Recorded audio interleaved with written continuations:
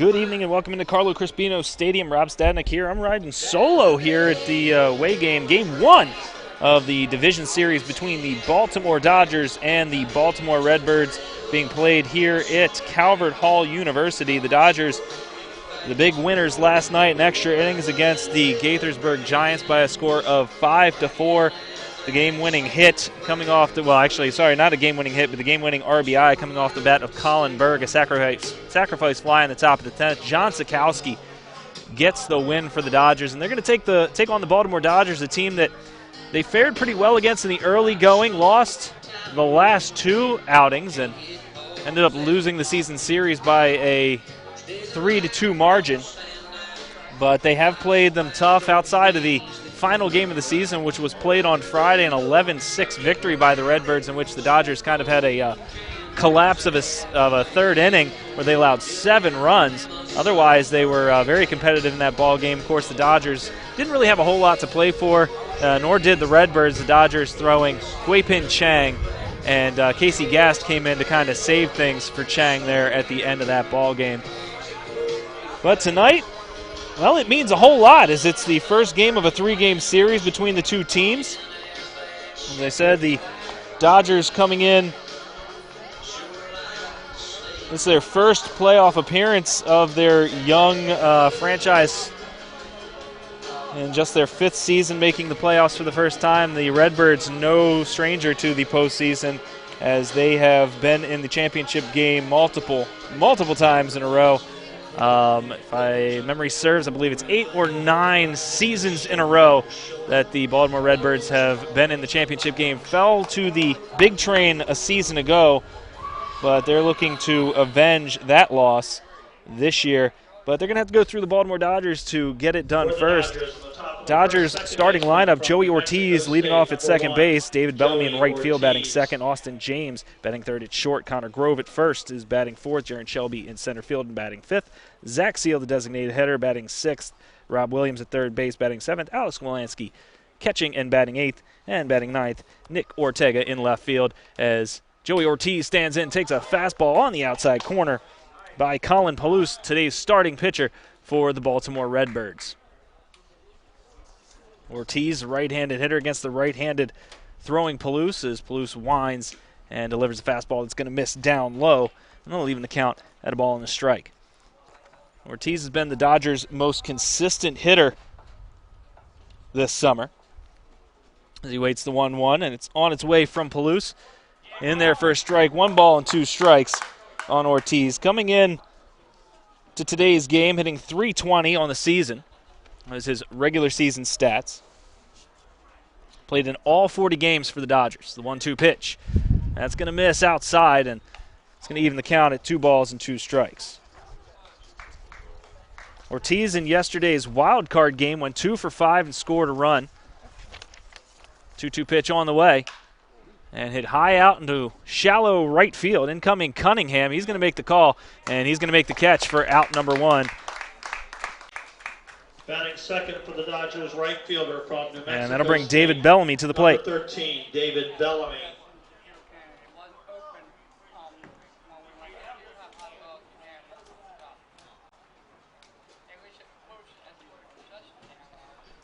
David Bellamy, a left-handed hitter, a teammate of Ortiz during the spring, both at New Mexico State University, as a fastball is going to miss down and away.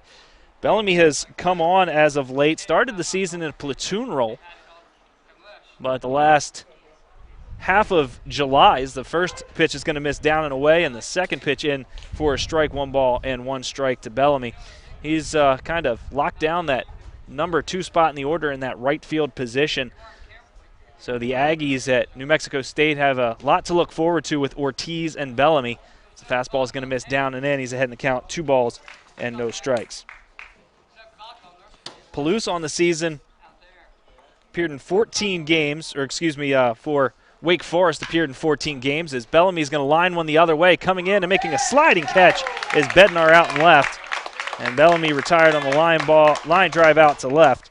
And 2 away here for the Dodgers in their top half of the first inning. As I was saying, at Wake Forest, Palouse appeared in 14 games, made 7 starts, went 3-1, a 3.78 ERA, and 33 1/3 innings pitched.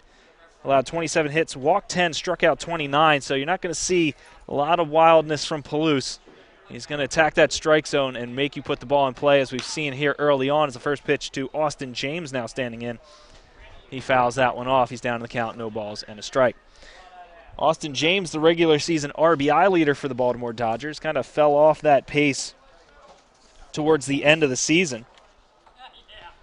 He recorded just 6 RBIs since June the 29th.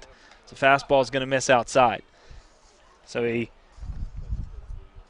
was driving in a lot of runs in early June, along with Joey Ortiz, excuse me.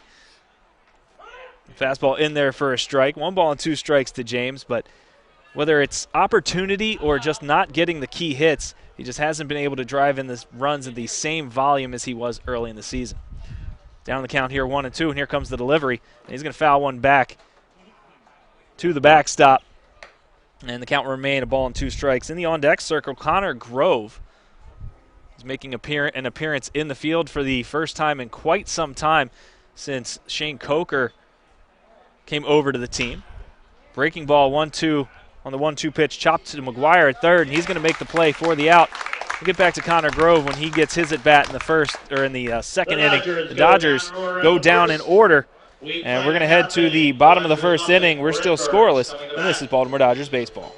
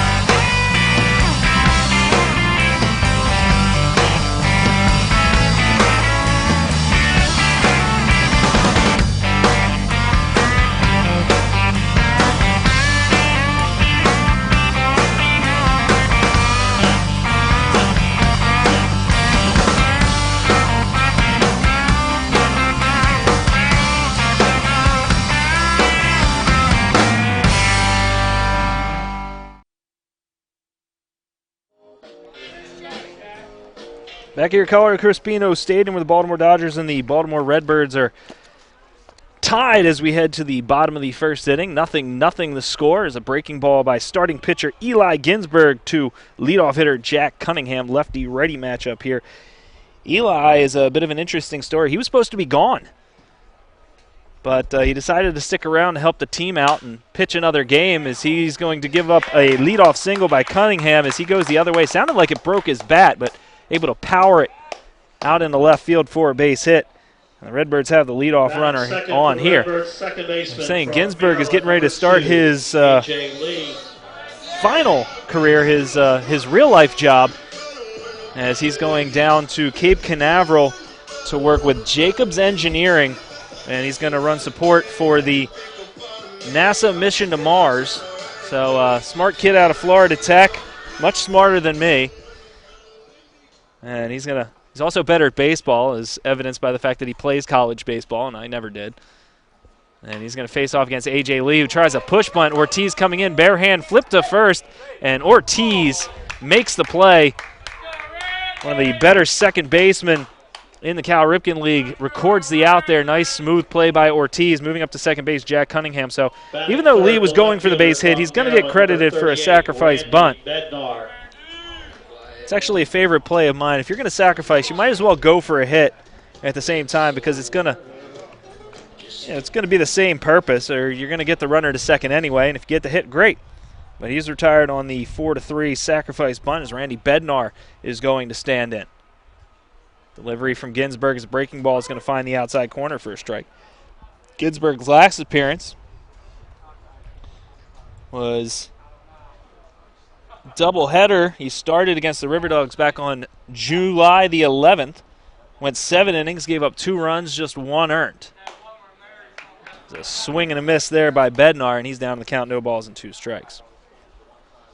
On the season for Ginsberg, 0-1, made 2 starts, a 5.52 ERA. Gives up a lot of hits, 15 hits and 14 2/3 innings pitched. He's already allowed a hit here today.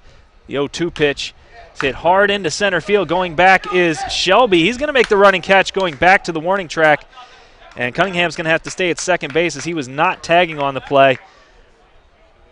Not a big deal for the Redbirds, but you got to think there, if that ball gets over the center fielder's head, he's going to score easily. So if you're Larry Sheets over third base, you got to talk to your runner there. He's got to be tagging, because maybe you get to third and score on a wild pitch.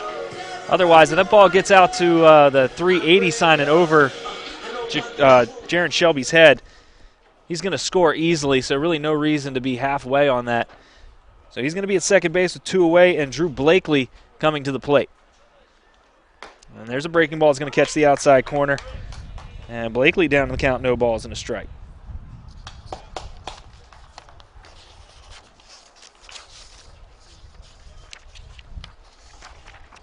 Runner at second base, 2 away, and a 0-0 ball game. And a hard line drive right to Austin James, and that's going to do it for the Redbirds. The ball hung up a little bit. I thought it was hit a little bit harder. It took a little bit for the ball to get to Austin James, with Drew Blakely retired on the line out to short. That's going to do it for the Redbirds in the bottom of the first. We're going to go to the second, and we're still scoreless. This is Baltimore Dodgers baseball.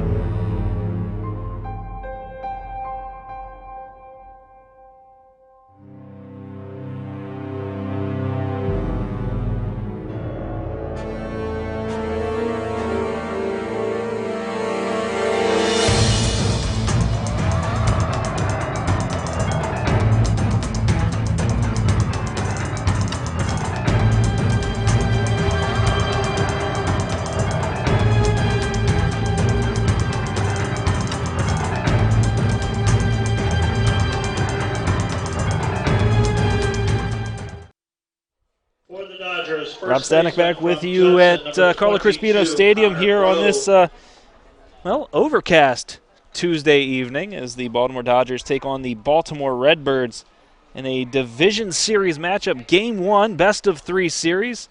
We're scoreless in the bottom of the second, or top of the second. So used to the Dodgers batting in the bottom of the inning, doing only home games. It's Connor Grove standing and taking a fastball. It's going to miss down. Probably not the first or last time I'm going to slip up like that today. The 1-0 on the way to Grove, who takes inside, and he's ahead in the count, 2 balls and no strikes. Connor Grove, as I was saying, when Shane Coker got here, pretty much just got relegated to a pitcher, which I'm sure he wasn't too upset about as he enjoys the pitching role. It's a fastball off the inside corner, 3 balls and no strikes. He started as the everyday first baseman for the Dodgers this year, but he hasn't had an at-bat since July the 13th, so his first time at the plate since then is a fastball in there for a strike. 3 balls and 1 strike to Connor Grove. In that game on the 13th, on July the 13th, he went 1 for 3 and drove in a run. And he's going to foul one off here, and 3 balls and 2 strikes now the count on Connor Grove.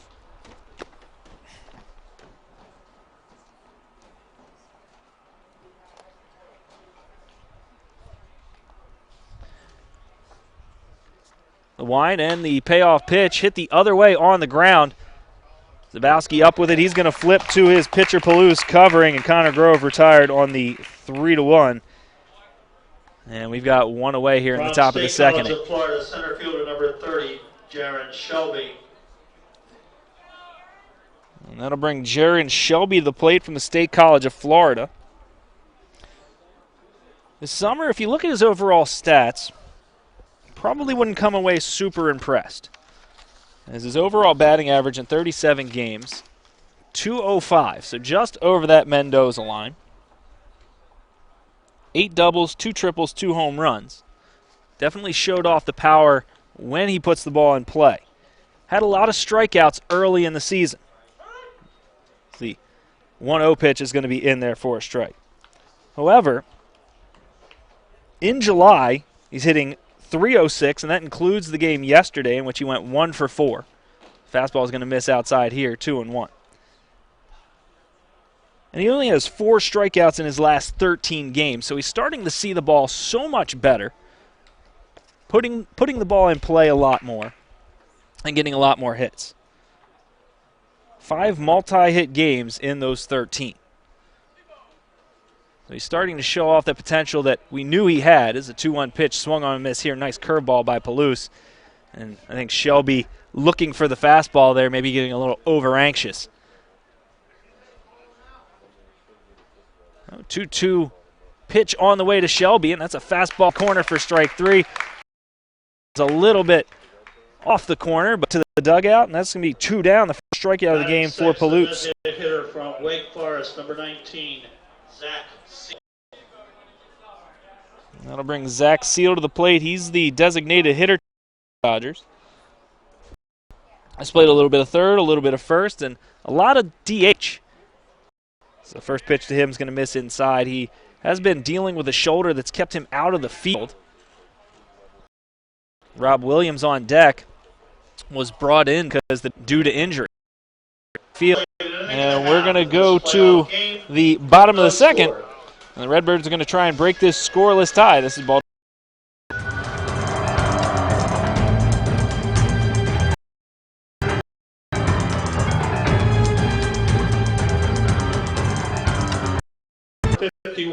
Andy McGuire. Back with you in the bottom of the second at Carlo Crispino Stadium in Towson, Maryland, on the campus of Calvert Hall. This just down. Rob Williams, base and 1 away. The first delivery to him is in there for a strike, out of the glove of Blakely, right down the middle. They're going to move up 90 feet. And he's not going to necessarily have to get a base hit here to score a run. But on the summer, coming into today's game, hitting .304. Brought that average up quite a bit from early on in the season. As I said, locked down that number 2 spot. He swings at a fastball here, up around the letters, and he's down, no balls and a strike. Hitting that 2-hole. And 4 multi-hit games and 9 runs scored in his last 8 ball games. So certainly hot at the right time as he waits the 0-2. That fastball is going to miss the outside corner. Blakely trying to frame it for the home plate umpire. But it will miss. And Bellamy back in the count, a ball and 2 strikes. A little bit of wind blowing. Looks like it's coming in from center field just a little bit. The 1-2. Breaking ball chopped on the ground to third. Up with it is McGuire, and Palouse works his way out of a jam with a shallow fly ball to right and a chopper to third. And that's going to do it for the Dodgers in the top of the 3rd inning. We're going to head to the bottom half, and we're still scoreless. This is Baltimore Dodgers baseball. 2.5 with no score.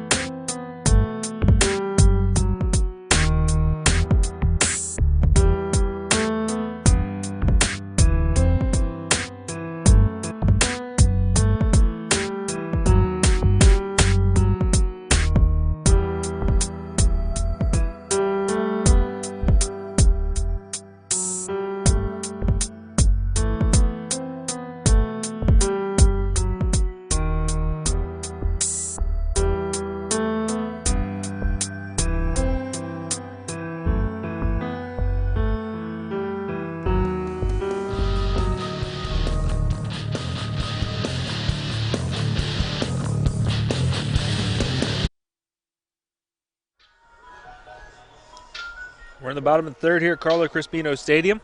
And Kamen Richardson is going to lead things off for the Baltimore Redbirds as they try and break this 0-0 tie in Game 1 of the divisional series between the two teams from Baltimore. Eli Ginsberg out for his third inning of work and pours in a fastball for strike one.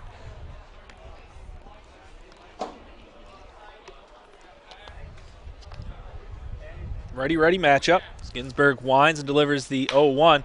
Hard ground ball to third. Right there is Rob Williams. He's going to throw across the diamond for out number one. 2 pitches, 1 out. Kamen Richardson was retired. Center fielder from Wake Forest, number 19, Christian Long. And that'll bring Christian Long to the plate for his first opportunity against Ginsberg today. Christian Long, a teammate of Zach Seal at Wake Forest. Both players will be going to their sophomore seasons next year as a breaking ball by Ginsberg's in there for a strike. Long did square to bunt, but pulled back and took strike one. The 0-1 pitch hit hard and foul down the left field line as Ginsberg hung that one up around the letters. And Long jumped all over it, but just a little bit too quick. Then he's down to the count, no balls and 2 strikes. Long went 2 for 4, scored a run, and doubled in the game against the Dodgers back on Friday. As Ginsberg stares in and shakes off his catcher once, and now time called by Long at the plate as Ginsberg taking too long to decide what he wants to throw. And now Long will stand back in.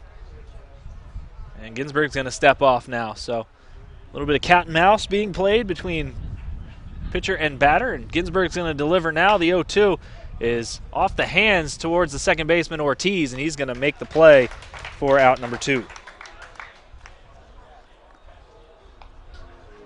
We go top the order for the Redbirds, right fielder from Boston College, number 7, Jack Cunningham.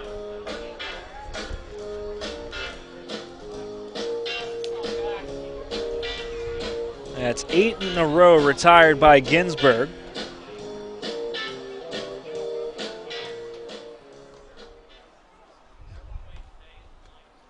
And out of those 8 in a row, 5 have been ground ball outs. So Ginsberg doing a good job of keeping the ball on the ground.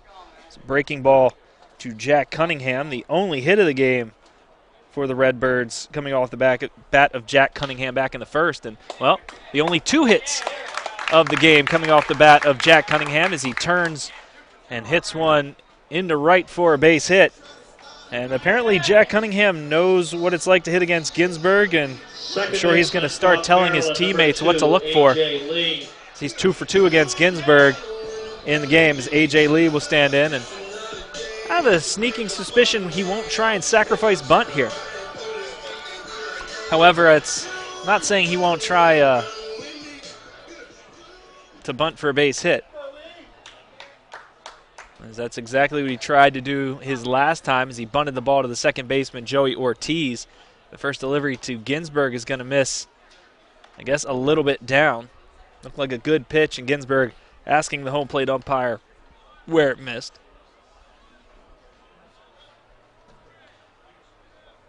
Cunningham at first base with 2 away. Ginsberg delivers the 1-0, and that's in there for a strike. 1 ball and 1 strike. Baltimore Redbirds on the season were the most active team in the league at trying to steal bases. Over 100 successful stolen base attempts. Then they were also caught a bunch as well. So they certainly try and go. As a throw over to first base gets by Grove. Cunningham's going to go to second base, and Grove just now getting the baseball. And, well, I guess you don't have to steal when you get to go to second base on the E1 by Eli Ginsberg.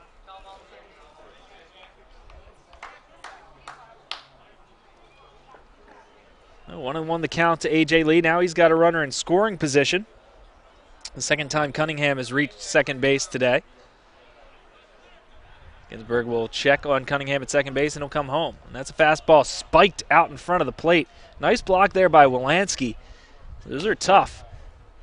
Fastballs in the dirt are hard enough, and then ones that bounce about 3 feet out in front of home plate are even harder. Now Lee ahead in the count, 2 balls and a strike. Lee coming into today with a 6-game hitting streak. He's hit safely in 13 of his last 15. 2-1. Pulled well foul over into the Redbirds dugout. That's hard to do as a right-handed hitter, to hit it right behind you into the dugout. It's way out in front of that. In those 15 ball games that Lee has hit safely in 13 of those 15, 9 of those 13 games have been multi-hit games, and 4 multi-hit games in a row, including a 2-for-4 against the Dodgers on Friday. It's a 2-2. It's a breaking ball hit hard on a line right to Austin James. That's the second time that the Redbirds have lined out to Austin James to end an inning. No runs. And we're going to head to the top of the 4th inning in a scoreless ball game. It's the Dodgers and the Redbirds. This is Baltimore Dodgers baseball.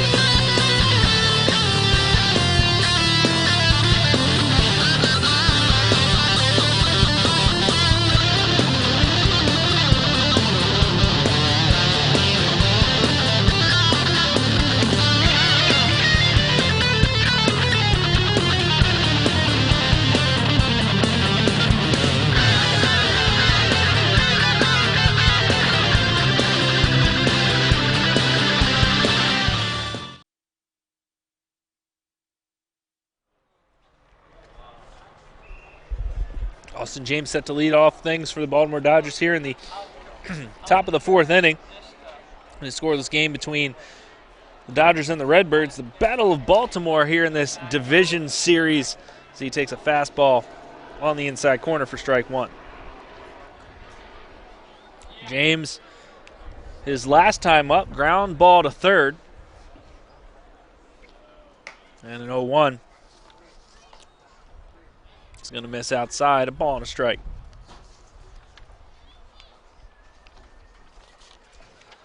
Palouse working out of the wind here at the first batter of the inning, and another ground ball to third. Right there is McGuire. He's going to throw on the run, and he's going to retire James for the second consecutive time. That's 2 consecutive ground ball outs to McGuire. First baseman from Judson, number Colin 22, Palouse Connor Grove. Was a very highly touted prospect out of Middletown, Delaware. Number 2 prospect in the state of Delaware the year he came out. However, he delivers a fastball up and in to Connor Grove. He did have to miss his senior season because he underwent Tommy John surgery. So just kind of finding his rhythm now. A little fister up the middle. There is Richardson. He makes the play to retire Connor Grove, and quickly 2 down in the Dodgers half of the 4th. Center fielder from State College of Florida, number 30, Jaron Shelby. Now to bring Jaron Shelby to the plate. Shelby struck out looking on a fastball on the outside corner by Palouse and takes a fastball down low. for ball one, the only strikeout of the game so far for the righty from Wake Forest. The 1-0 on the way. Hard ground ball through the hole on the left side for Jaron Shelby, and he's got a base hit, his first hit of the game, the second hit of the game for the Dodgers. They've got a runner at first base and 2 away. Designated hitter from Wake Forest, number 19, Zach Seal. As now Zach Seal will stand in to take his turn. He flew out to center his last time. Good speed over in the bases at first base. This would be a good time for the Dodgers to send the runner. I want to get that runner into scoring position. Apparently I'm talking too loud as Palouse throws over to check on Shelby. Although these Redbirds pitchers do like to throw over. We saw the last time we were here that they checked on Shane Coker quite a bit as a fastball, down below the knees. Shane Coker, 1 steal on the year, just 1 attempt. And they had to throw over 7 times during 1 at bat. Big first baseman, about 6'3", not really going anywhere. Big lumbering first baseman. And they checked on him quite a bit as a fastball in there for a strike. Now Shelby, on the other hand, very good speed. Hasn't really attempted a ton of steals this summer. As Palouse comes set. And a swing and a miss by Zach Seal, and he's down the count of ball and 2 strikes. And Shelby, just 9 attempts. He's 6 for 9 on the season. He's actually been caught his last 3 times, so prior to that he was 6 for 6. The throw over to check on the runner again. So he's got the speed. He just hasn't really tried to show it that much. Now part of that is early in the season he wasn't getting on base quite as much. And when he was hitting extra base hits. Now he's going to run as the ball is down and outside. The throw is over the shortstop, and good backup there by A.J. Lee. As that ball was headed out into center field, but A.J. Lee there to stop the ball from going there. And the first steal in his last 4 attempts for Jaron Shelby, and he's in scoring position with 2 away. And Zach Seal even in the count, 2 balls and 2 strikes.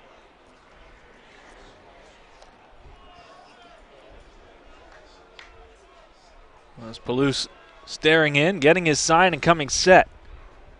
Checks the runner at second and comes home. Another breaking ball to Seal, and the count's going to run full, 3 balls and 2 strikes.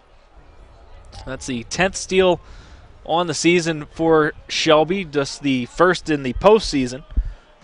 So I guess just the first, since we're not going to keep running stats from regular season to postseason.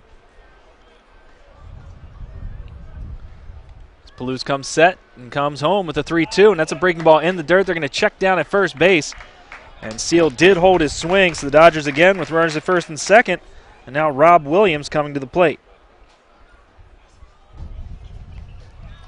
Third and isn't it baseman, fitting 25, Rob Williams, that he actually worked me into a tease for his day yesterday. Rob Williams in yesterday's game was the star of the game. 2 for 3, 3 runs batted in, a walk and a strikeout. I wanted to tell you that in his first at bat, but he flew out too quickly. He takes a fastball in the outside corner here. He flew out to center his last time, but a hit here would most likely score another run with the good speed of Jaron Shelby out at second. Top of the 4th inning. 0-1 count, 2 away. Runners at first and second for the Dodgers. Rob Williams standing in, and Palouse is going to try the inside move, or not really try it. He just turns back and watches Shelby scamper back to second base. Nobody covering the bag as Palouse comes set now, and he'll come home to Williams. And the fastball is going to miss inside, probably a little bit low as well, and then we'll even count a ball and a strike. Baltimore Dodgers making their first postseason appearance in their history. This is their 5th season in the league. Won 18 games, which is a club record. As Palouse comes set. Checks the runner at second and delivers the 1-1. And a foul ball into the glove of the catcher, Blakely. And Williams down in the count now, a ball and 2 strikes. Williams out of Chowan University. Played in 2 games against the Redbirds this year. 0 for 3, walked 5 times, so he knows how to get on base. But still hasn't collected that hit. A big one here if he can get it. And the 1-2 is going to miss down low. It's a good take by Williams. That pitch was pretty close. And Blakely telling Palouse it was a good spot, as that's where they don't want to throw one in the strike zone there on a 1-2 count, kind of a waste pitch. See if they can get him to chase the pitcher's pitch there. And with 2-2 count, you'll probably see the same thing. Wouldn't be surprised if they attacked Williams here with a breaking ball on the 2-2 count. Palouse the righty, Williams the lefty. The 2-2 pitch on the way. And a fastball there, and Williams will foul it back.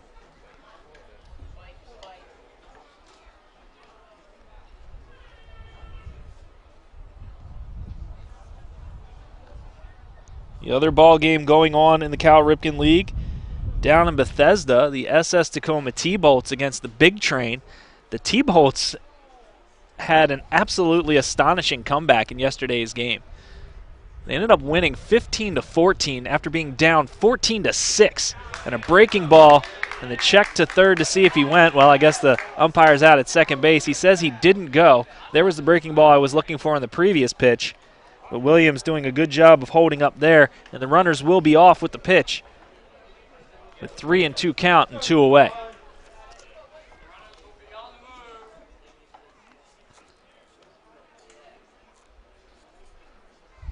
Big spot here in the top of the 4th inning. Something in the gap could score 2 for the Dodgers as Williams awaits the 3-2, and he's going to draw the walk. That's the 6th walk he's drawn against the Redbirds in just his 3rd game. Catcher from Eastern Michigan, number 9, Alex Wolanski. And now the bases are loaded for Alex Wolanski, who was hit by a pitch the last time he came to the plate. And you have to wonder if that's going to work in his favor at all, as Palouse might be a little worried to work inside, knowing that Wolanski will let the ball hit him if it comes in there. So that might work to the favor of Wolanski, where he can possibly look for something out over the plate and maybe poke it into right for a base hit. Palouse looks like he's going to work out of the windup here. As now he toes the rubber, and he will work from the wind as he works to Wolanski. And time called to the plate as Palouse taking a little bit too long to decide, just like Ginsburg in the last inning. This is Wolanski's first game against the Redbirds. Hasn't played in any of the previous 5 to this point. The first delivery to him, and that's a fastball that's going to miss down and away.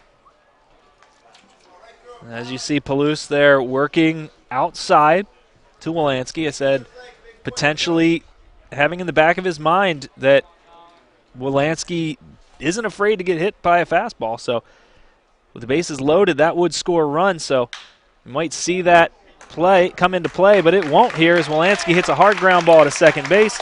A.J. Lee scoops it up and retires Wolanski, and the Dodgers leave the bases loaded in the top of the 4th. We're going to head to the bottom half, and we're still scoreless. It's the Dodgers and the Redbirds in this Division Series matchup. This is Baltimore Dodgers baseball.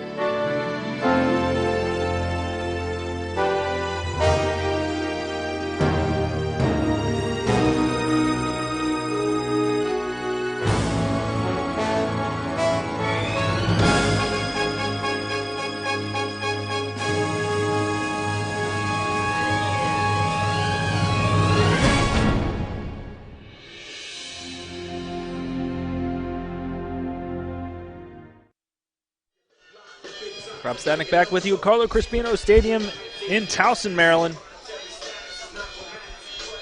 where the Baltimore Dodgers and the Baltimore Redbirds are deadlocked in a 0-0 tie here in Game 1 of this Division Series matchup.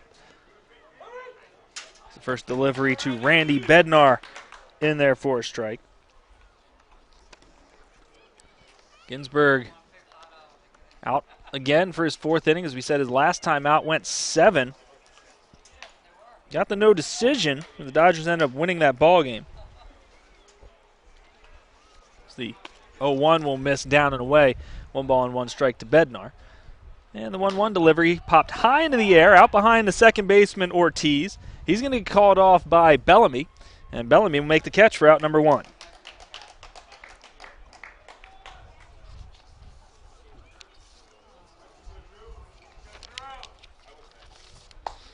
Catcher from Virginia, number 8, Drew Blakely. And that'll bring Drew Blakely to the plate. Blakely lined out to the shortstop James back in the 1st inning to end the threat as he takes a breaking ball in there for a strike, because they had a runner at second base with 2 away. The 0-1 pitch on the way. That breaking ball is just going to miss a little bit low, and it'll leave the count at a ball and a strike. Blakely, another all-star for this Redbirds team, was also a participant in the showcase taking place in Kannapolis, North Carolina. Played in 1 game down there, went 0 for 3 and struck out.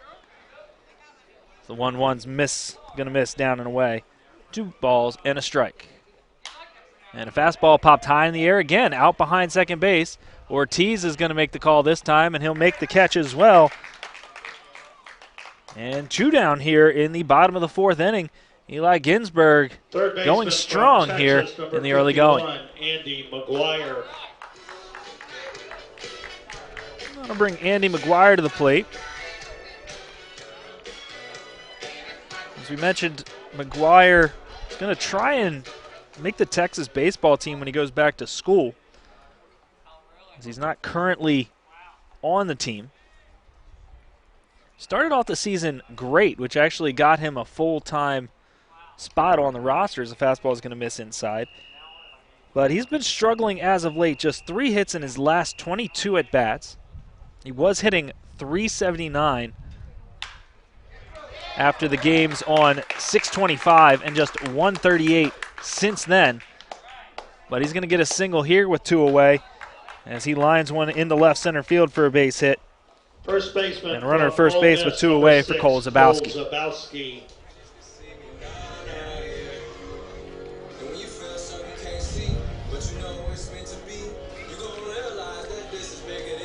Last time Zabowski was up, he had a fly ball out in the center field.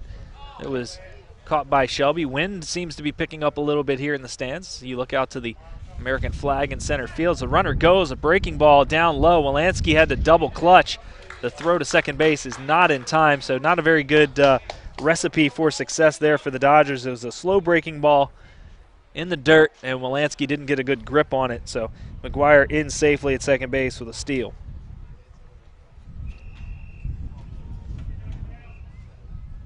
One ball and no strikes to count on Zabowski. So he awaits the delivery from Ginsburg, and here it comes. Ground ball to second. Right there is Ortiz, and he's going to make the play to retire the side. And we're going to go to the 5th, and we're going to stay scoreless. This is Baltimore Dodgers baseball. No run.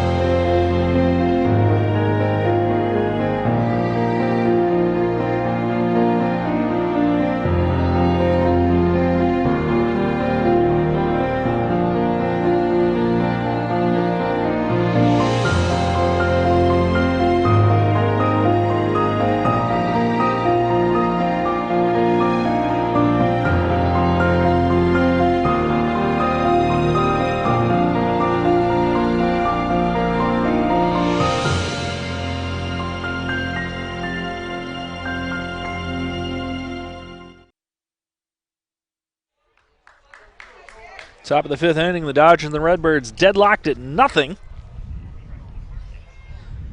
We're at Carlo Crispino Stadium for Game 1 of this Division Series matchup. It's 9-1-2 the spots in the order for the Dodgers as Nick Ortega will stand in and take a fastball down below the knees for ball 1. Ortega with an infield single his last time.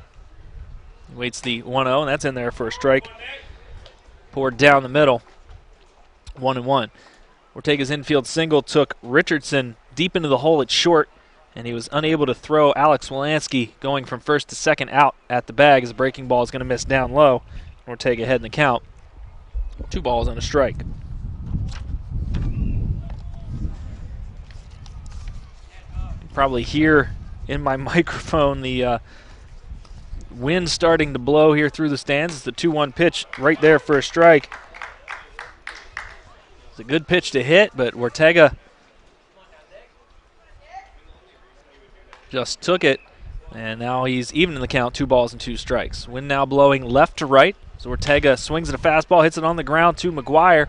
McGuire up with it. He throws to first a little bit high, but Zabowski is able to come down with it for out number 1.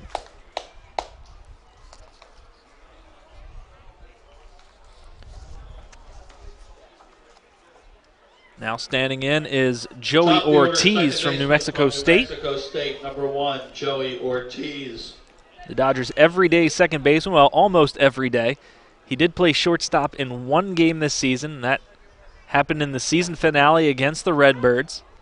The breaking ball catching the outside corner for a strike. As he and Austin James switched positions because, well, honestly, the game didn't mean a whole lot for the Dodgers. It's the 0-1.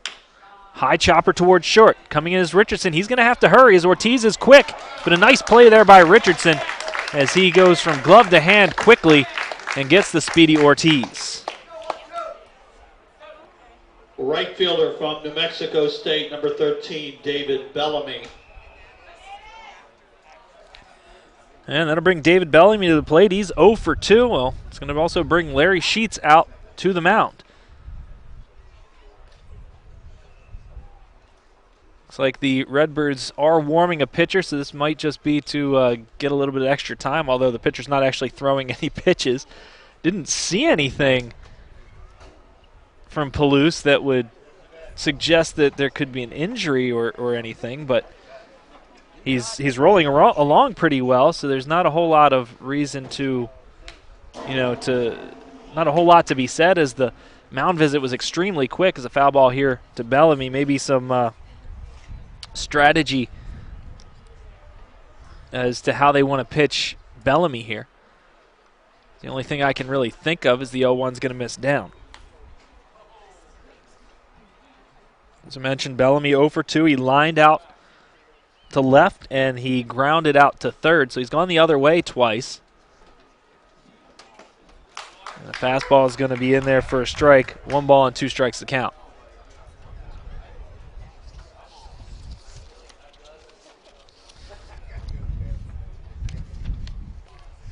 Bellamy, before getting to New Mexico State, hit .399 in junior college as the ball is fouled away here. He's got speed in his bloodline as his mother was an All-American track star at the University of Minnesota. Well, that's going to do it for Palouse as Larry Sheets is coming out. So I guess there was some sort of injury issue as Larry Sheets comes out to make his second mound visit, and I don't think he ever asked for an injury exemption. A new pitcher coming in from the left field bullpen, and we'll talk about him when we get back. That'll do it for Palouse with 1-2 count and 2 outs here in the 5th inning. So a bit of an interesting time. So the only thing I can think of is probably an injury of some sort to Palouse. As the new pitcher's coming in, we'll talk about him. This is Baltimore Dodgers baseball.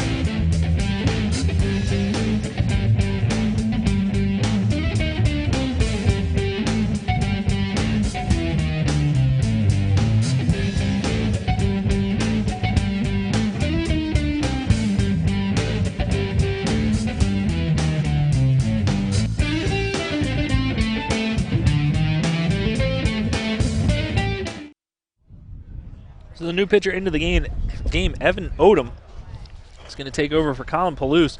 Bit of an interesting situation. Has a 1-2 count on David Bellamy. So just so you know, if he gets the strikeout here, that will be Colin Palouse's strikeout. If he walks him, it'll be charged to himself. If he gives up a hit, it'll be charged to himself as well. So anything bad here goes against him. Anything good goes against Palouse.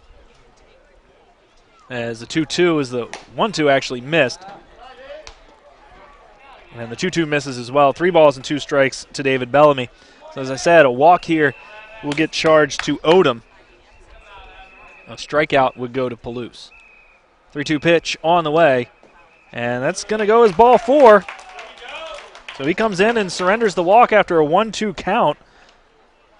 Throwing 3 consecutive balls, and he's going to get charged with the walk. Number 12, Austin James. So that will actually, that's weird, that actually closes the book on Palouse. Went 4 2/3, gave up 2 hits. Walked 2, struck out just 1. Bellamy's off with the pitch. And the throw down to second base. Short hops, gets off the glove of Lee and out into right field. Bellamy's going to go to third. Bellamy steals second, goes to third on the E2 by Blakely. And a runner at third base for Austin James with 2 away.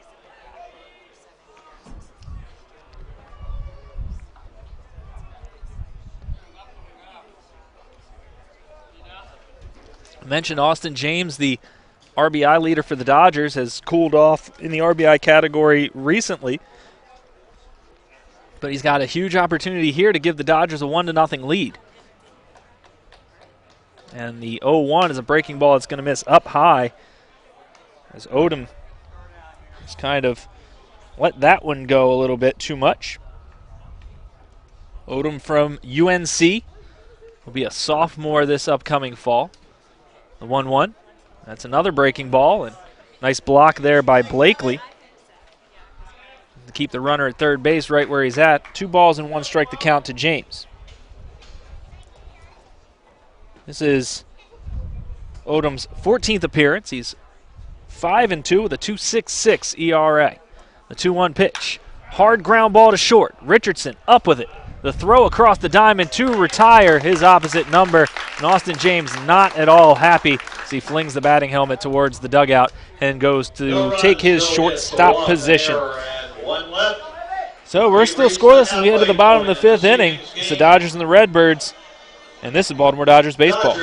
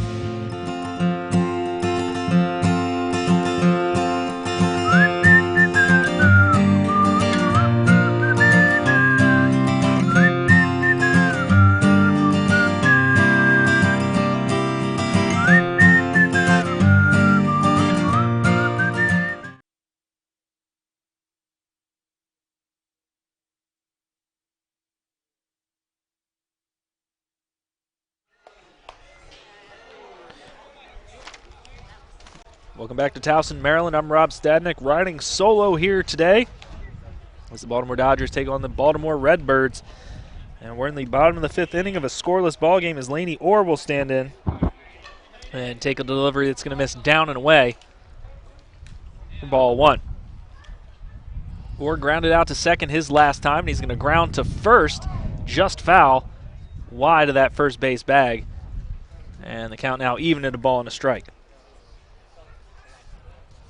Eli Ginsberg out for his 5th inning of work. That's allowed 3 hits. It hasn't allowed a runner past second base as a breaking ball swung on and missed by Orr. And Ginsberg ahead in the count, a ball and 2 strikes. Now, Ginsberg not a big strikeout guy, hasn't recorded one yet in today's ball game. Just 10 strikeouts in his 14 2/3 innings coming in. 1-2 pitch on the way. And a soft chopper foul over by the Dodger dugout, and the count will remain a ball and 2 strikes. And the Dodgers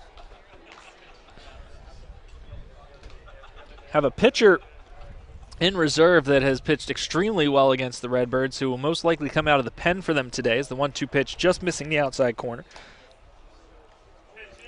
And is got a bit of congratulations from his catchers. That was a spot pitch. They were trying to get Orr to chase. He didn't. And it evens the count at 2-2. And now Orr's going to swing at a breaking ball and pop it up into foul territory. Rob Williams heading over. He's not going to get there as the ball lands in play, but bounds out of play.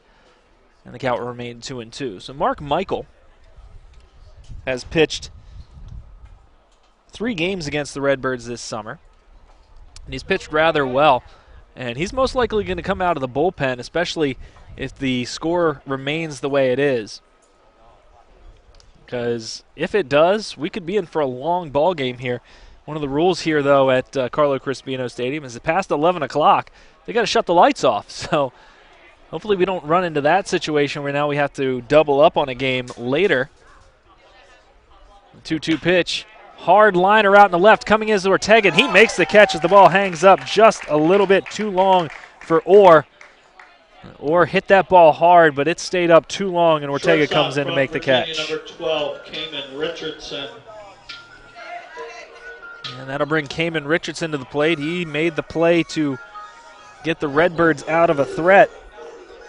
And if you look at the box score, the Dodgers have actually had the better opportunities of the 2 teams. They've had runners at third base 3 times in the game and just haven't been able to push them across as a breaking ball off the end of the bat. And the very end of the bat came chipping off. The ball ends up rolling foul down that first baseline. The Dodgers have left 6 runners on base in 5 innings versus the 3 runners left on by the Redbirds. So Richardson's going to have to get a new bat, even though most of the bat is still intact. I imagine if you hit it again, though, probably good luck getting it out of the infield.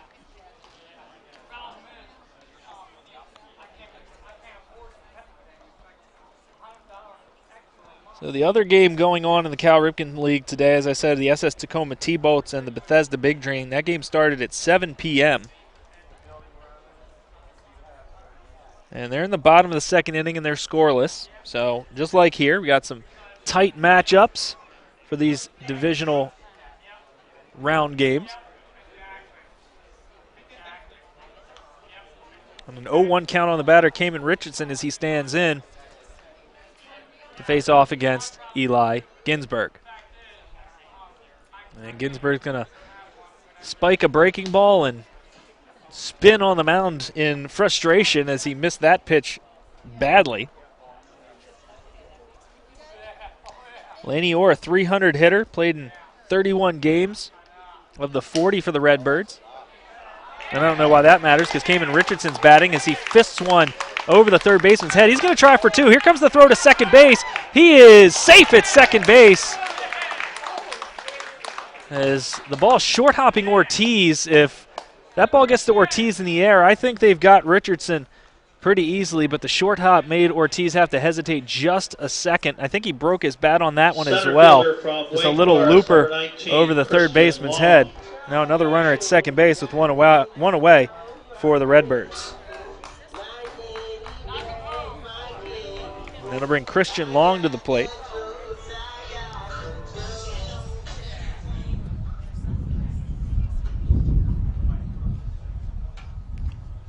Long playing in his 24th game on the summer, batting .267 coming in. And a breaking ball again spiked. Good block there by Wolanski. And he's going to go out to talk to his pitcher. As we've seen that a couple times, Wolanski bouncing the ball out in front of home plate. And those are not easy balls to block, especially when you're throwing curveballs out there. And on this turf, the ball can really take off on a catcher. But Wolanski doing a good job of blocking the ball behind home plate. The Dodgers defensively behind the plate have been extremely stellar this season, throwing out a lot of base runners and blocking a lot of balls in the dirt.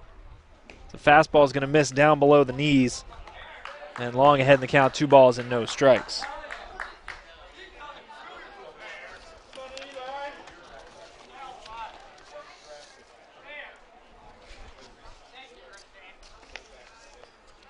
Long had himself a day against the Dodgers in the June 28th game as he swings and fouls one off here. A ball and 2 strikes to count. Went 3 for 4, scored a run, had a double and a home run, and that home run was a solo shot, the only RBI he had in the game. His last time here today grounded out to the second baseman Ortiz. Richardson was trying for third on that foul ball. We'll see if he tries to go again as a 2-1 pitch is going to miss again below the knees. And a 3-1 count now to the 9th-place hitter in Christian Long. Out of Houston, Texas. Runner at second base, 1 away for the Redbirds in a scoreless ball game. Big run out there at second. Hard ground ball fair down the left field line. That's going to score Richardson from second, and Long's going to round first, and he's going to get in with an RBI double as they switch places. And the Redbirds take a 1-0 lead on the RBI double by Christian Long. Right fielder from Boston College, top of the order, number 7, Jack Cunningham. So the Dodgers getting a little bit unlucky on the Cayman Richardson double as he broke his bat and just kind of looped it over the third baseman Rob Williams' head and ends up getting a double.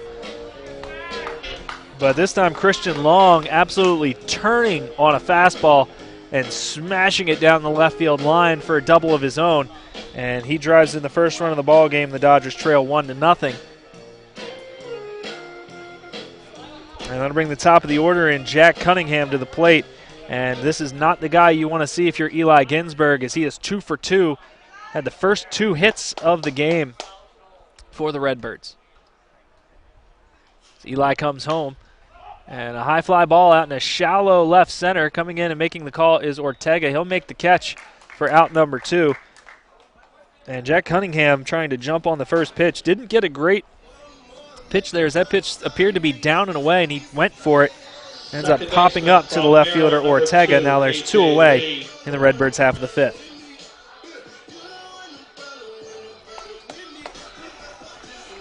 That'll bring A.J. Lee to the plate. Lee 0 for 2 today. Tried to bunt for a base hit his first time up.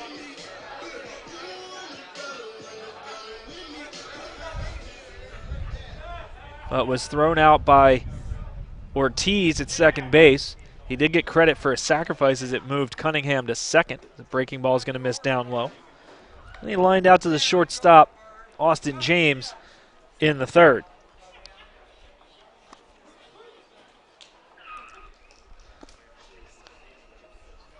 Ginsberg working from the set, checks the runner at second. And he'll come home with the 1-0. And a swing and a miss by Lee. Tried to hold up, but decided extremely too late as the swing goes 3/4 of the way around. And the count will even at a ball and a strike. Lee out of the University of Maryland, a Millersville, Maryland native. Was 2 for 4 with 3 runs scored in the game on Friday. He swings and misses here. Looked like a changeup on the inside part that Lee swings through. Also stole 2 bases in that Friday game. As I said, the Redbirds very active on the base paths.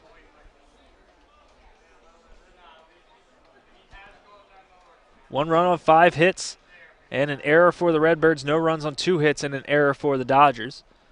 As Ginsburg will come set and deliver the 1-2. Late timeout called at the plate as Ginsburg was ready to bring the ball home. And will remain at a ball and 2 strikes.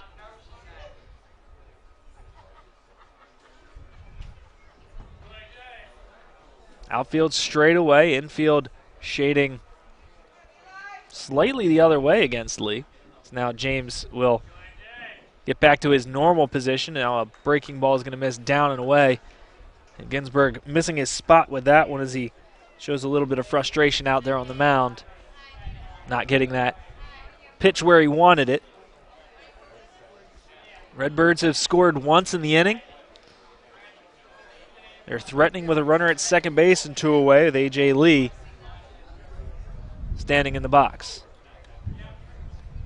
As Ginsburg will come set, check the runner at second, and deliver a breaking ball. It's going to get fouled out of play over in the Dodger dugout. And it appears one of the Dodger pitchers tried to make the play. I don't know if he actually made the catch or not. You can't see the snack shed over there kind of blocking the vision. It's also why I can't tell you if there's anybody warming up for the Dodgers or not. As the bullpen's tucked behind buildings on either side, I can kind of see down the left field line into the Redbirds bullpen. But they don't have any numbers on the front of their uniform, so it's kind of hard to tell who it is unless they turn their back to you. It's a foul ball here on the 2-2 pitch again by Lee. He's doing a good job staying alive against Ginsburg here. So he tries to get that second run of the game in from second base. Sun slowly starting to set, but it really isn't making much of a difference as it's been overcast here all day in Towson. Wind blowing left to right. And the lights on at Carlo Crispino, but the effect's not necessarily being shown yet. The 2-2 is going to miss outside and down low, and the count will run full to A.J. Lee.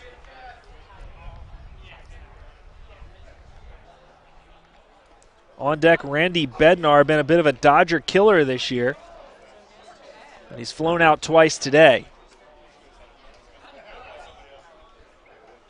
So Ginsburg's going to need to buckle down to get Lee here. Don't want to face Bednar with a couple of runners on. The 3-2 pitch hit into foul territory. It's going to get out of play over by the Turtle. Actually lands on top of the Turtle. And the count will remain 3 balls and 2 strikes.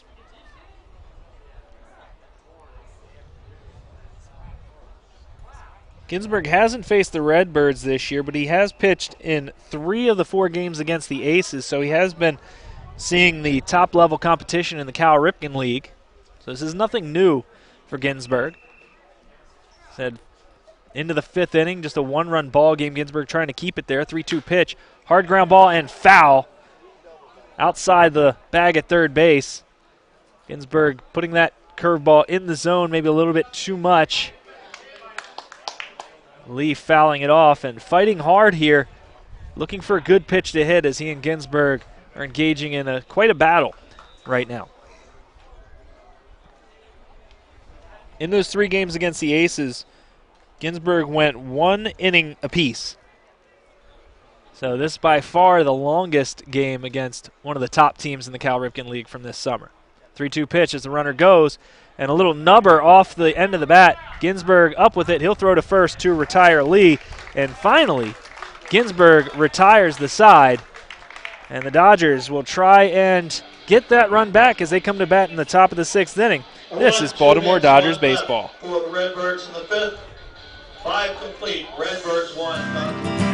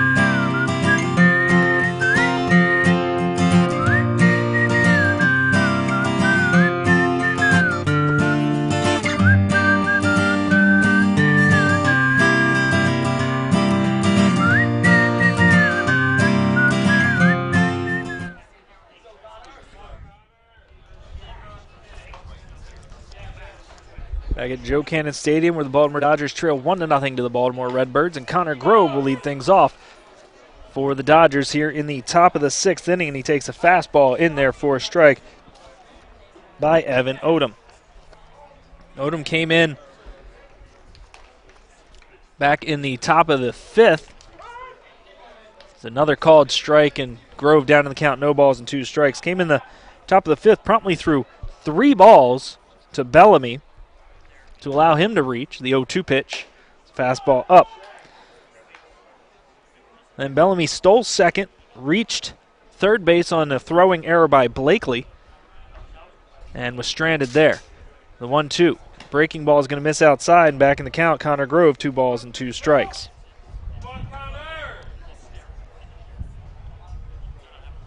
Connor Grove, a couple of groundouts today, one to the shortstop Richardson, the other to the first baseman Zabowski.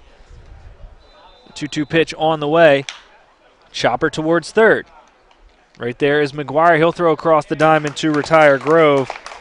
And this this Redbirds pitching staff is just rolling along. From State College of Florida, number 30. As the Dodgers, Shelby. while they've had runners at third 3 times in the ballgame, it almost seems like they're really struggling. Almost seems like nothing's going on, even though they've had opportunities to score runs. It's Jaron Shelby coming to the plate and fouling one back into the screen.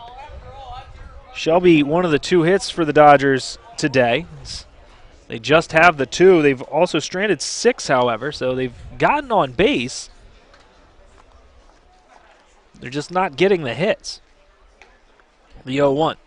That's a breaking ball. It's going to miss up. And the count even at a ball and a strike.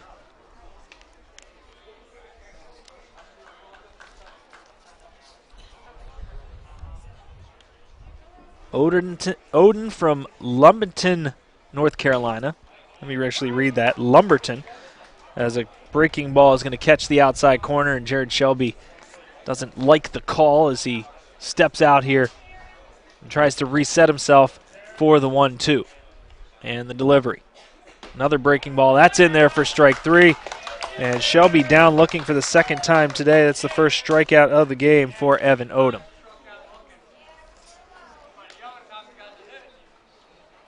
Designated hitter from Wake Forest, number 19. And that'll bring Zach Seal to the plate. Was Shelby making a slow walk back to the Dodger dugout. Didn't like either of those called breaking balls for strikes. And Zach Seal fouls one off the facade here, and it bounces all the way over towards the Redbirds dugout.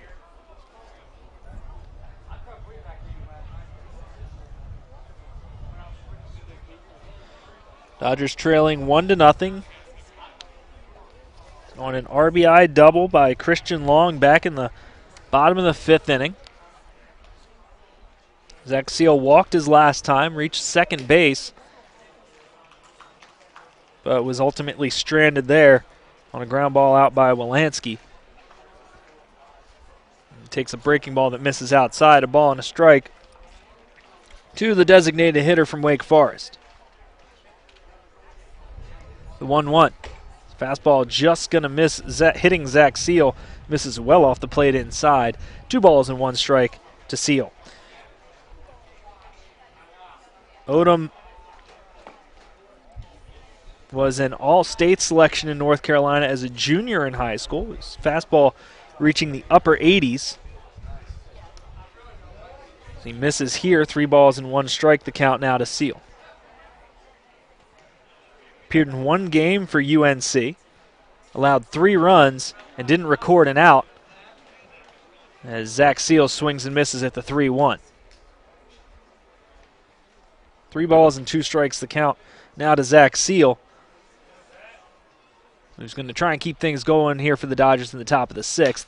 And he chops one foul over by the Redbird dugout. And players scampering to see who can get the baseball first. So at least they're having fun.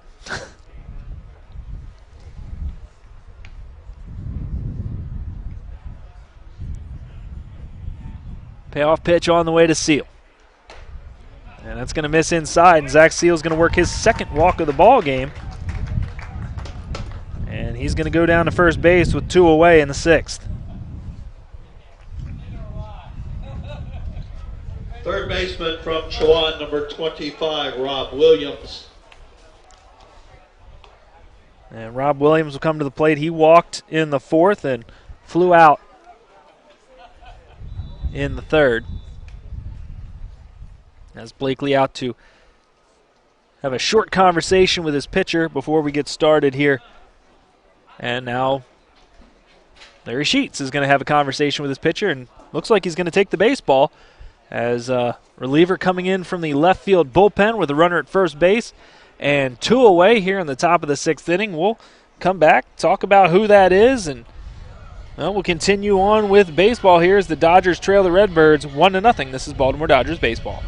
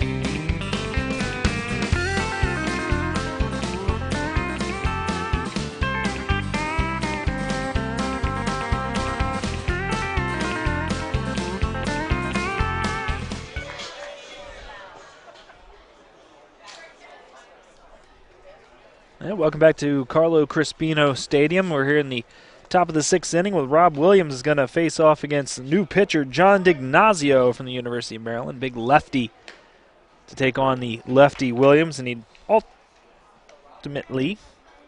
immediately delivers a fastball down and away for ball 1. DiGnazio, if you believe in trends, as the second pitch is going to miss 2 balls and no strikes. If you believe in trends, DiGnazio will not be in the game for very long, as he's not pitched more than 1 inning since June the 12th in any ball game. The 2-0 is going to miss outside. And Rob Williams ahead in the count, 3 balls and no strikes. He walked his last time up in the 4th. And just 1 pitch away from putting runners at first and second with 2 out, and Alex Wolanski coming into the plate. Now, still 1 pitch away is the 3-1 pitch in there for a strike. Rob Williams taking all the way. DiGnazio pitching in his 4th game against the Dodgers this summer. So he delivers ball 4 here, and down to first base goes Rob Williams. Runner at second base is Zach Seal. He's the responsibility of DiGnazio. He's the responsibility of Odom. DiGnazio is responsible for Williams over at first base, and, well, I guess that's it. He came in to get the lefty out. He didn't do it as he walks him on 5 pitches, and looks like he's going to exit the ball game. Larry Sheets comes to get the baseball, so a 5-pitch outing by DiGnazio doesn't get the job done. And we'll find out about the next pitcher when we come back. This is Baltimore Dodgers baseball.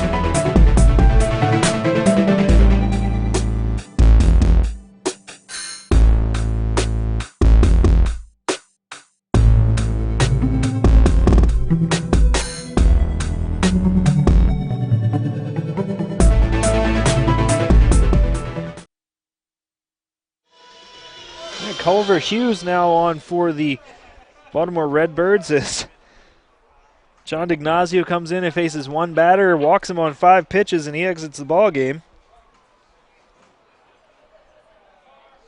So he's not even going to record an inning, but he could have a run against. As Culver Hughes now taking the hill to face off against Alex Wolanski, and then, if necessary, Nick Ortega. First delivery to Wolanski in there for a strike from Hughes. Hughes, a returner to this Redbirds team. Pitched last year in the playoffs for them. Went 1-0 in two games. Didn't allow a run in his 4 innings of work.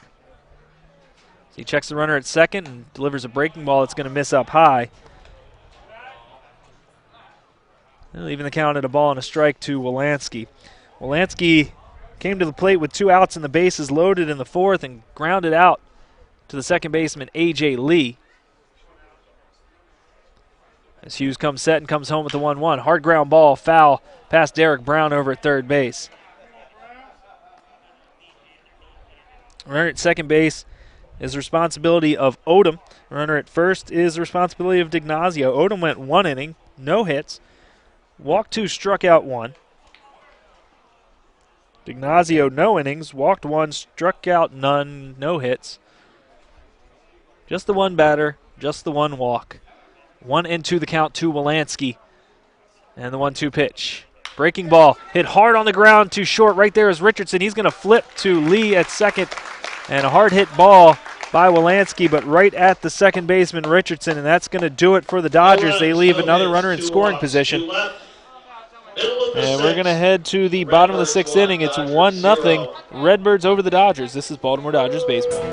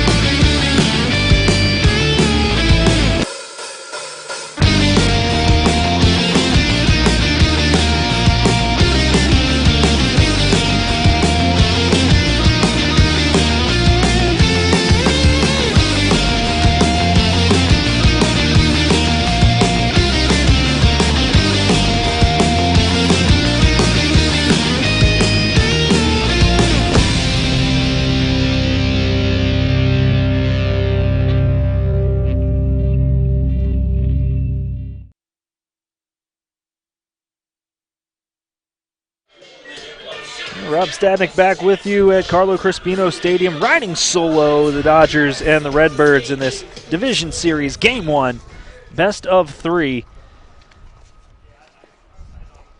Redbirds leading 1-0 as we head to the bottom of the 6th inning. Eli Ginsberg back out for his 6th inning of work.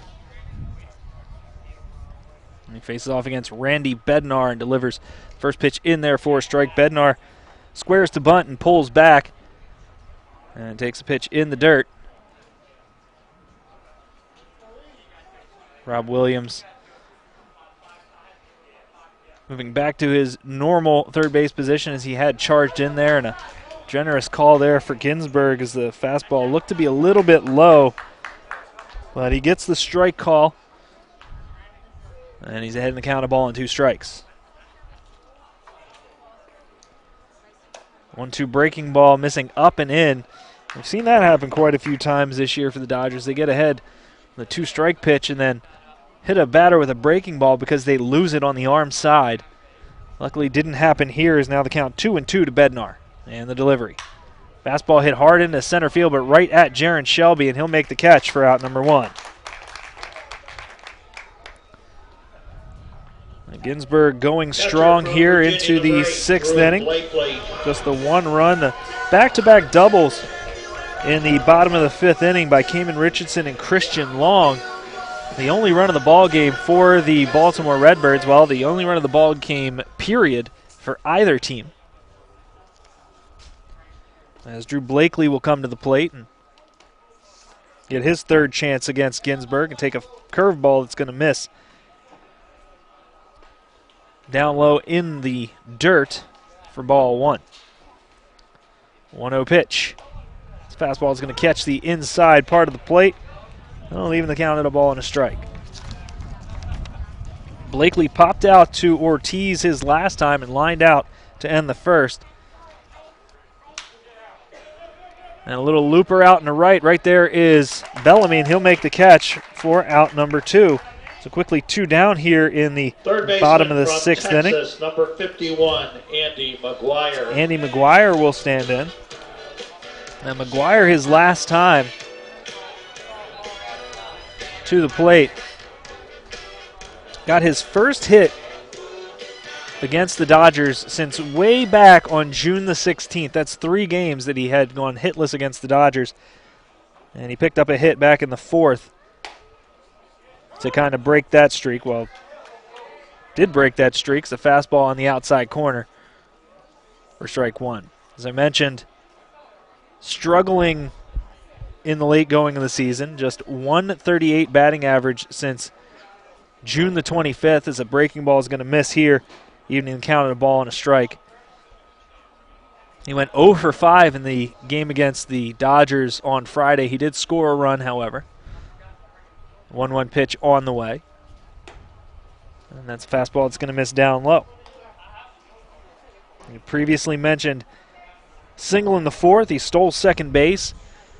And back in the 2nd inning, he grounded out to the 3rd baseman, Williams. 2-1 pitch on the way. That's going to miss low as well. 3 balls and 1 strike to the 3rd baseman, McGuire. As Ginsburg trying to work through this and get a 1-2-3 inning. As looks like Mark Michael warming up in the Dodger bullpen. 3-1 fastball is going to miss up. And a 2-out walk, and McGuire down to first base. And they'll bring Cole Zabowski to the plate. Number 6, Cole Zabowski. And now Derek Brown coming out to most likely get the baseball from his starter here. I'm not 100% sure this is the right call to make. I'd honestly see if he could get this batter before bringing in Michael. We'll see if he takes the baseball. And he hasn't taken it yet, as he's talking to his young pitcher right now, his, I should say, veteran pitcher. This is Eli Ginsburg's 4th season with the team, so he isn't taking the baseball, so maybe I should have held my tongue a little bit longer. So I do believe this is probably the right call. You let him try and get Zabowski. If he can't, then you go ahead and bring in Michael. See if he can get through 6 and then bring Michael in for the last 3. As Mark Michael has been, I want to say, a Redbirds killer, but he's been extremely effective against the Redbirds this summer. As Zabowski flew out to center and grounded out to 2nd in his 2 at-bats. And the first delivery to him is going to miss down low. But if Ginsburg doesn't start hitting his spots, it will be a pretty prompt exit at this point.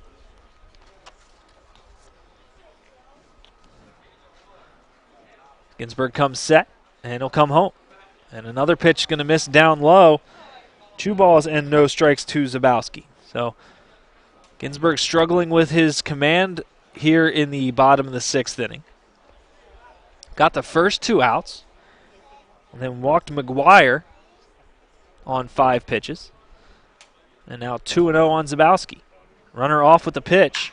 Hard line drive out in the left center field. That's going to get down for a base hit, and it's going to get all the way to the wall with the runner going. McGuire is going to score all the way from first base, and an RBI double by Cole Zabowski gives the Redbirds a 2-0 lead. As Zabowski goes the other way and drives it into that left center field gap. Designated hitter from North that will Carolina, probably do it for Laney Eli Moore. Ginsberg. As now he trails 2-0, as out comes Derek Brown. And, well, he and I both had the same idea. Well, clearly it was the wrong idea. Let him face Zabowski and see what happens. Well, unfortunately what happened was an RBI double, and the Dodgers now trail 2-0 here in the bottom of the sixth. Mark Michael coming out of the pen for the Dodgers, and we'll talk about him when we get back. It's 2-0 Redbirds. This is Baltimore Dodgers baseball.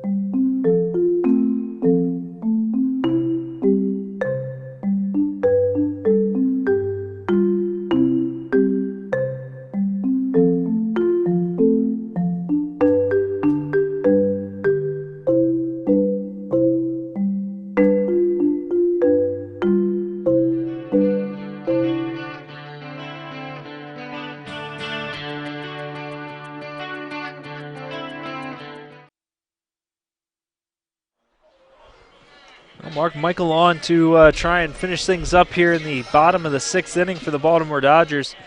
Mark Michael extremely effective against the Dodgers, against the Redbirds for the Dodgers this summer. He's appeared in 3 of the 5 games against the Redbirds. 18 in the third innings pitched, just 3 runs allowed. The first delivery to Laney Orr is going to miss down low. So Michael most likely out here to close the game out for the Dodgers, as I received word before the game that today is his last day here with the team. So unfortunately they won't have him the rest of the way. Fastball catching the outside corner for a strike. So you have to imagine he's going to finish this game, this 3 1/3 innings for the Dodgers, as he has been mainly a starter for the team all year. 4 starts. His ERA under 2 at 1.80. 1-1 pitch. Breaking ball, nice pitch there, and in there for a strike. As Laney Orr now down in the count, a ball and 2 strikes. The runner at second base is Cole Zabowski. He doubled in the second run of the game for the Redbirds. He is responsibility of Eli Ginsberg, who went 6 2/3, allowed 6 hits, walked 1, and didn't record a strikeout. As Michael will come set. And he'll come home. Slow chopper towards third. That ball ends up foul. Rob Williams is going to throw it anyway. But the foul ball. And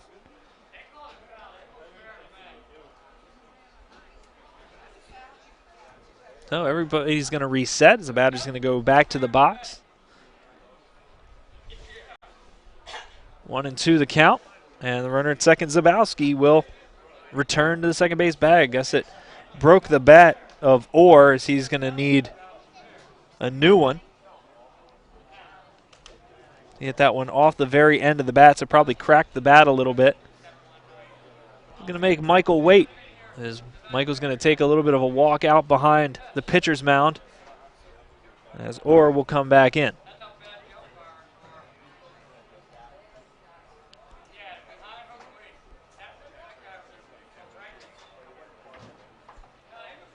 And Mark Michael will look in for his sign from his catcher, Alex Wolanski, come set and come home with the 1-2.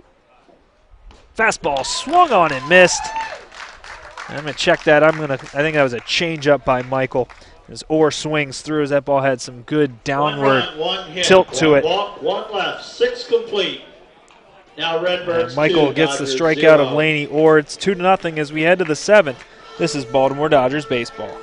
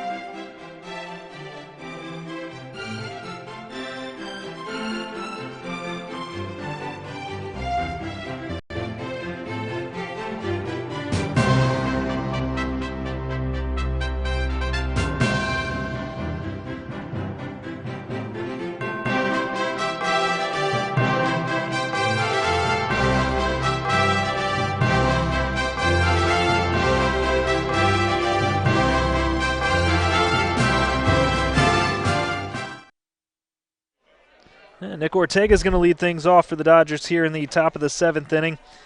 So the Dodgers try and crawl out of a 2-0 hole here, and they're going to need to hit the ball a little bit better than they have in the early going. Just 2 hits through the first 6 innings as a fastball up and in to Ortega. Ortega, one of those 2 hits, collected that back in the 3rd inning off of starting pitcher Colin Palouse. And he's going to take one up high for a ball there as well.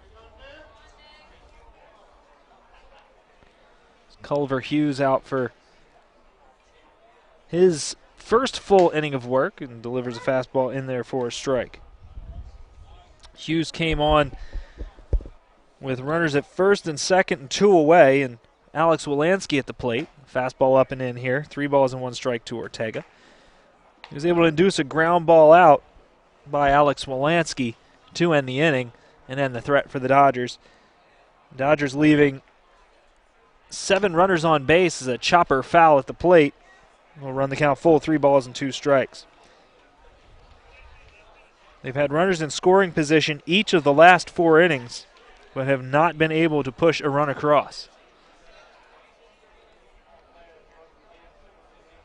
And that's even with just the 2 hits on the day. As a fastball swung on and fouled off the glove of Blakely. And that would have been ball 4 as that pitch up around the letters, but we've seen it throughout this summer that the Dodgers hitters will chase that high fastball. The 3-2 pitch. There's another high fastball And Ortega down on strikes. Just something that the team can't seem to lay off of is that high fastball. Joey Ortiz. And that'll bring Joey Ortiz to the plate. Ortiz having a very un-Ortiz-like day. No hits so far. In his 40 games, he played every single game for the Dodgers this summer, including last night. That's 41 straight games, a breaking ball in there for a strike. He only went hitless 10 times in those 41 previous games. So an 0 for 3 is big news for Joey Ortiz. He's down the count, no balls and 1 strike, and takes a breaking ball that misses up and evens the count.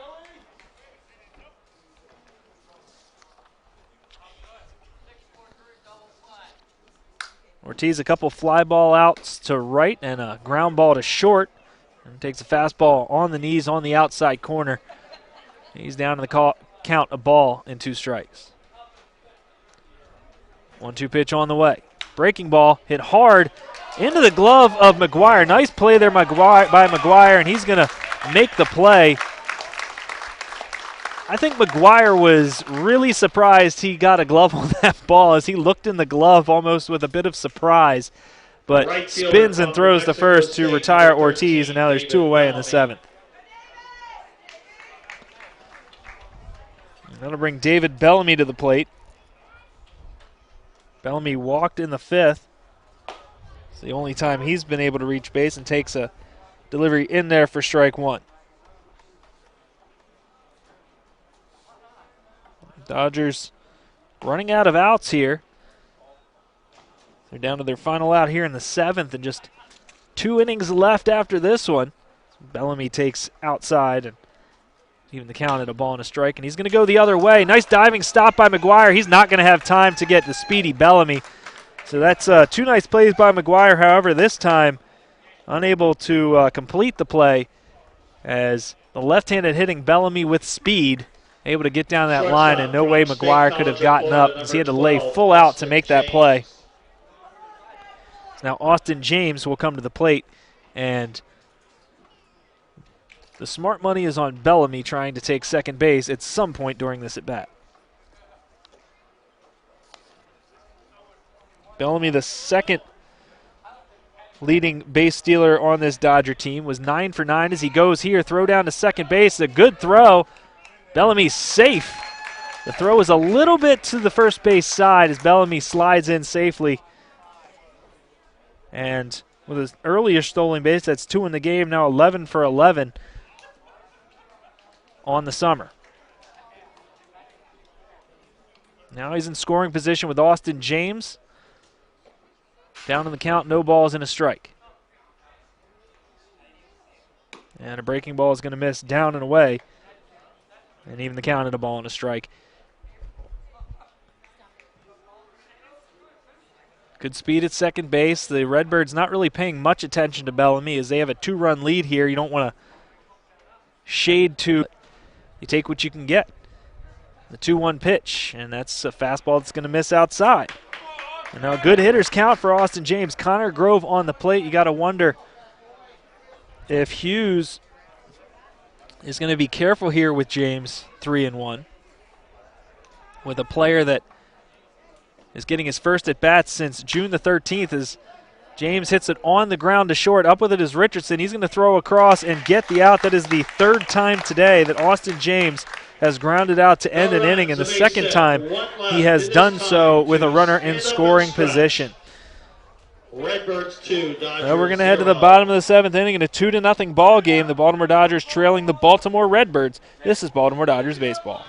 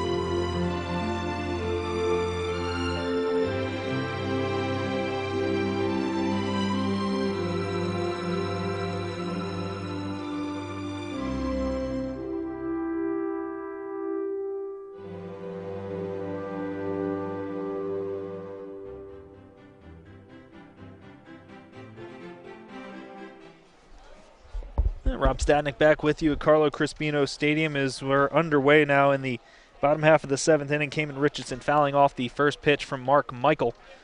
And the 0-1 is hit on the ground to third. Rob Williams up with it. His throw across the diamond in time to retire the shortstop Richardson, and there's one away in the bottom of the 7th. Center fielder from Second time Richardson's grounded out to Williams over at third base.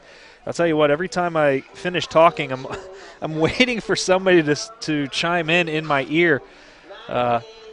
Doing this entire season with a broadcast partner has made me a little bit spoiled. I don't have to talk the entire time, but now I've got to try and fill up the spaces. The breaking ball is going to miss outside to Christian Long. The 1-ball, no-strike pitch is in there for a strike as Long had squared the bunt and pulls back and takes the strike. So if Connor and Joey, if you're out there listening, I know you couldn't make it for the game, but, I'm still thinking I'm going to hear your voices when you start, when I stop talking. As Christian Long pops one out behind the first baseman, Grove, but Ortiz there to make the catch for out number 2.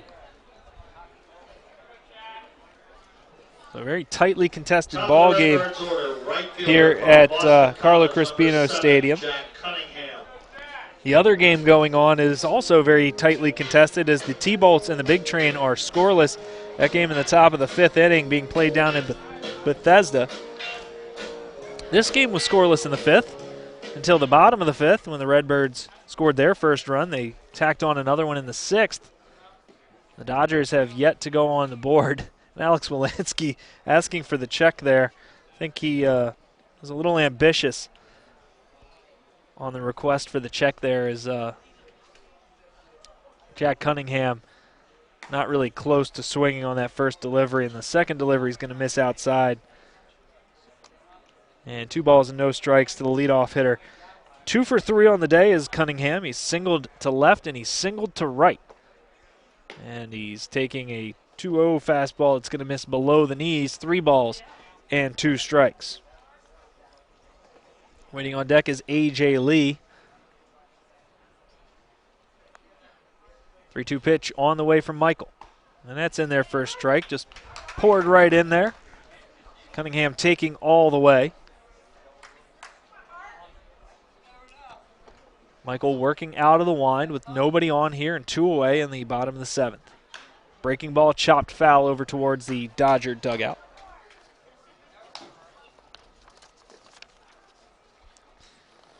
Cunningham, a sophomore at Boston College from South Riding, Virginia. Went 2 for 4, scored a pair of runs, hit 2 doubles, and drove in 3 against the Dodgers on Friday, and he's continuing that hot streak here. It's a 3-2 pitch in there for strike 3. Nice breaking ball by Mark Michael. And Cunningham doesn't like the call. We've seen Jaron Shelby a little unhappy with some of the calls. The 7th. 7 complete. And that's going to do it for the bottom of the 7th. We're going to head to the 8th inning in a 2-0 ball game. Redbirds over the Dodgers. This is Baltimore Dodgers baseball.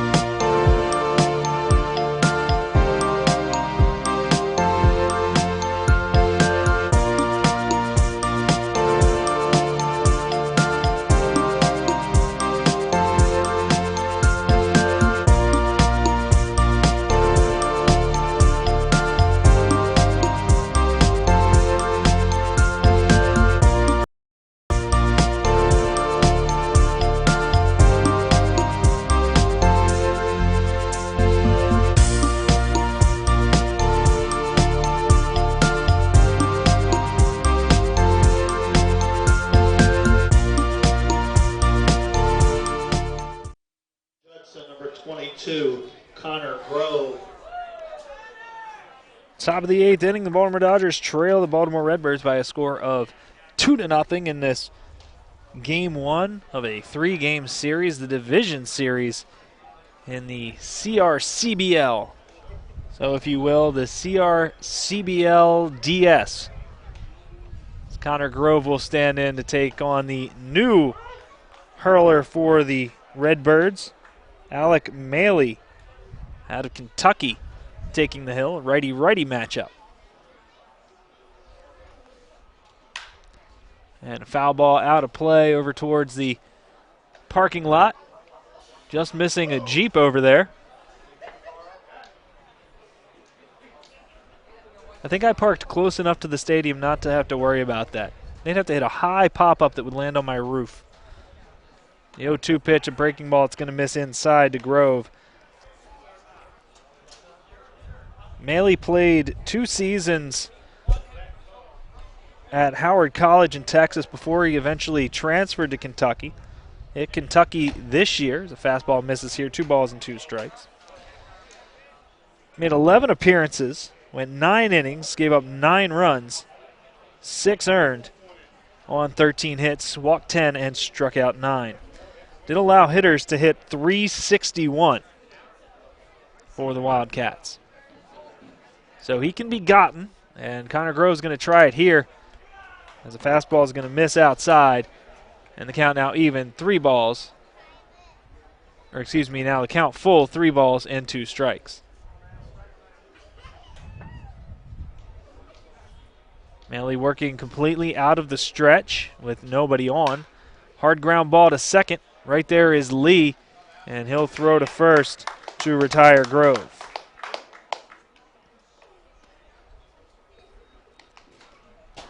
Center fielder from State That'll College bring of Jaron Florida, Shelby number up to the 30, plate. Jaron Shelby.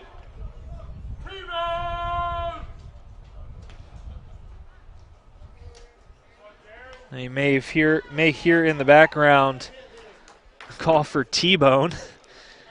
That's because his father, John Shelby, a former Baltimore Oriole, his nickname was T-Bone. So I guess wanting to bestow the same nickname upon the son as the father. Shelby, a couple of siblings in Major League systems currently, is a breaking ball outside. Ball and a strike to Shelby. His father, John T-Bone Shelby, played for the Orioles and the Dodgers and the Tigers, won 2 World Series championships, one with the Dodgers in '83 and one with the Orioles in '83, excuse me, and one with the Dodgers in '88. Is a foul ball off the catcher Blakely. His father's currently a hitting coach of the Albuquerque Isotopes, which is the AAA affiliate of the Rockies. His brother Javon was drafted by the A's last season. His oldest brother John III is playing for the Gateway Grizzlies. He won the Gatorade. This is Jaron, won the Gatorade State Baseball Player of the Year as a senior in 2016. That's in the state of Kentucky.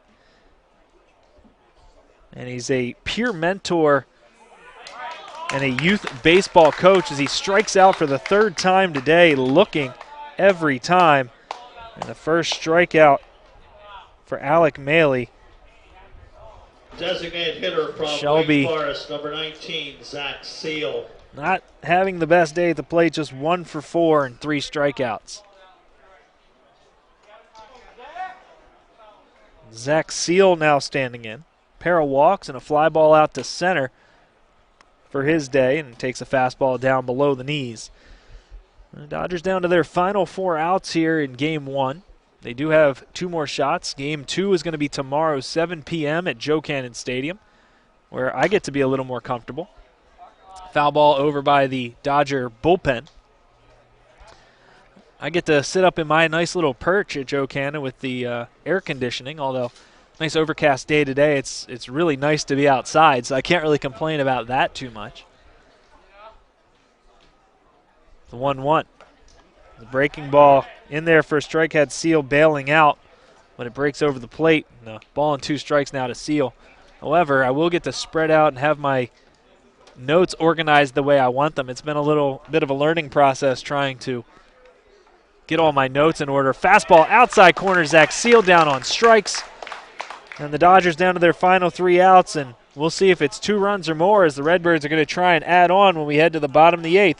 This is Baltimore Dodgers baseball.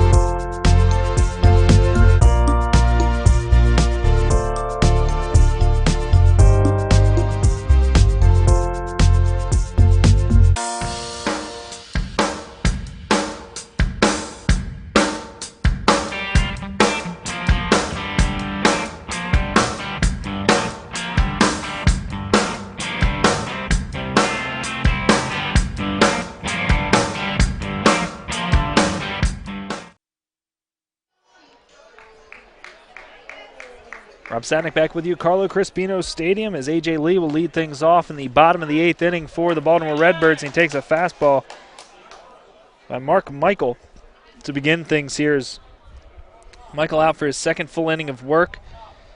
Worked a 1-2-3 7th. And a breaking ball here misses to Lee.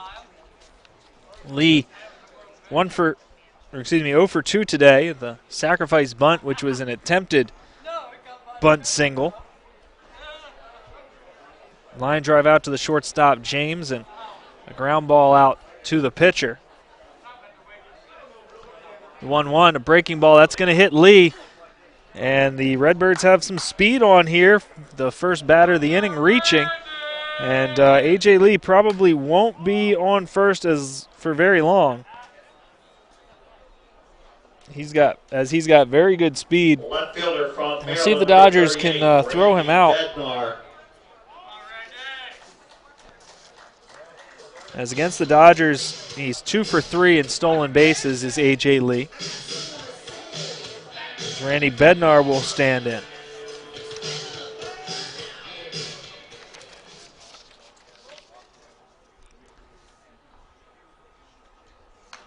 Bednar fouling off the first delivery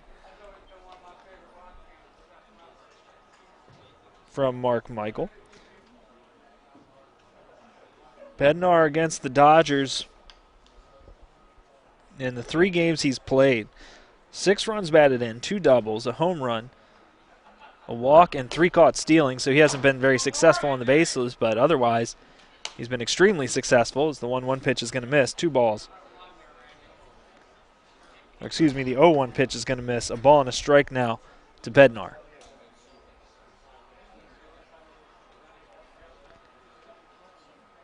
As Michael comes set, and he'll come home. That fastball misses down and away. 2 balls and 1 strike. something we've seen in recent weeks when runners trying to take off against Dodger catchers.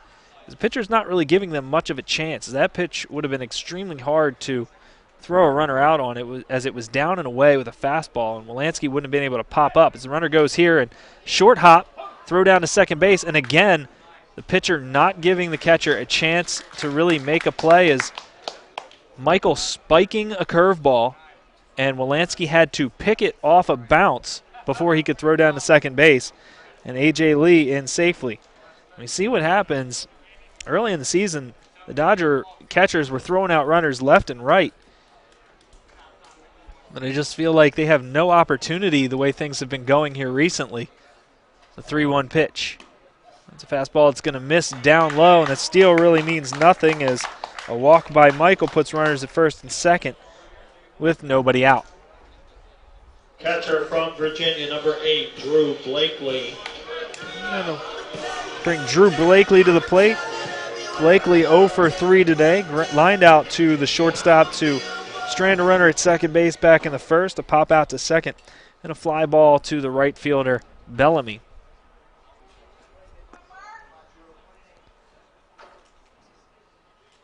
As Michael will stand in, the runner squares to bunt and pulls back. The batter squares to bunt, the runner. A lot of moving parts there as Austin James went to cover the second base bag. And now Derek Brown out to talk with his infield. Probably to put on a bunt play here for the Dodgers, as it looks like the Redbirds are going to want to move the runners over into scoring position with just one away. Currently nobody away, but with the sacrifice it would be one away.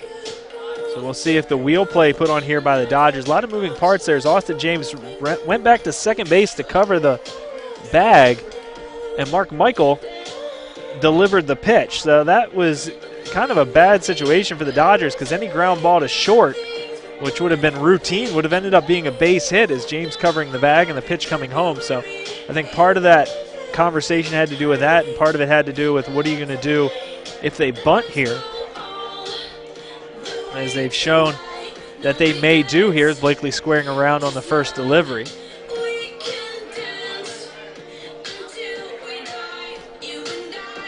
The runners at first and second, nobody out. Number 4 hitter Drew Blakely at the plate.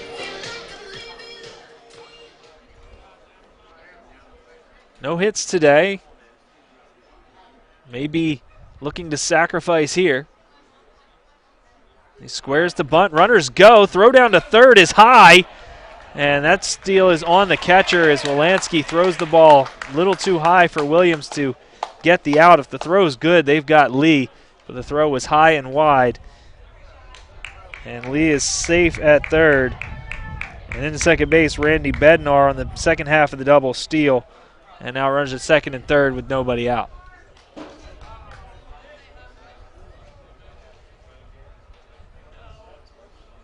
And it looks like Michael's going to work out of the stretch. So he delivers the 2-0. That's in there for a strike. It's a big spot here for Michael. The Dodgers trailing by 2, but 2 runners in scoring position with nobody out for the Redbirds. Blakely lines one back up the middle past Michael. Rounding third is Bednar coming home. The throw to the plate is in plenty of time for the out. A.J. Lee comes in to score, and there's going to be some discussion, I guess, for Larry Sheets. Bednar came in standing, and Alex Wolanski kind of played a hard tag on him. So I guess Larry Sheets is asking if it was maybe a little bit excessive. But as it is, Drew Blakely with an RBI single drives in the third run of the ball game and a 3-0 lead for the Baltimore Redbirds. Randy Bednar thrown out 8-2. Jaron Shelby with the strike to home plate. Third baseman from Texas, number 51, Andy McGuire. Now Andy McGuire is going to stand in to try and keep things going for the Dodgers. Now the home plate umpire is moving his field umpires around to make sure they're in the right position, as they had originally been at first and third, but with the runner at second base, or excuse me, the runner at first base, the umpire at third base has to position himself by the second base bag in case of a steal or ground ball force out at second base. So Andy McGuire 1 for 2 today, ground out to third, a single, and he walked and came around to score as an off-speed pitch is going to be on the inside corner for a strike.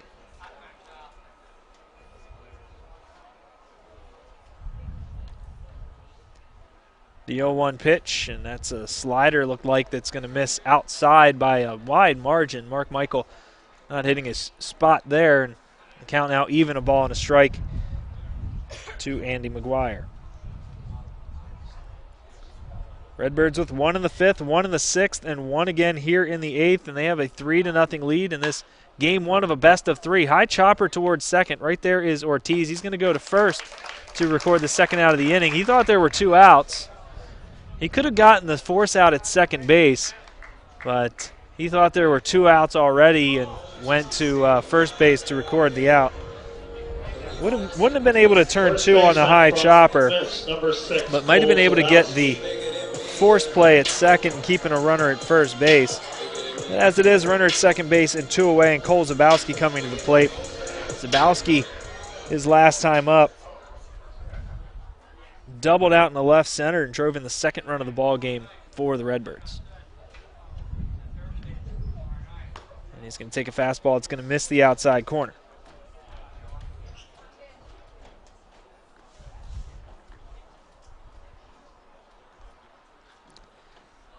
Zabowski 1 for 3, the aforementioned double. Fly ball out and a ground ball out. There's a ball in the dirt, and Alex Wolanski having to find the baseball in his feet. And Zabowski heading the count 2 balls and no strikes.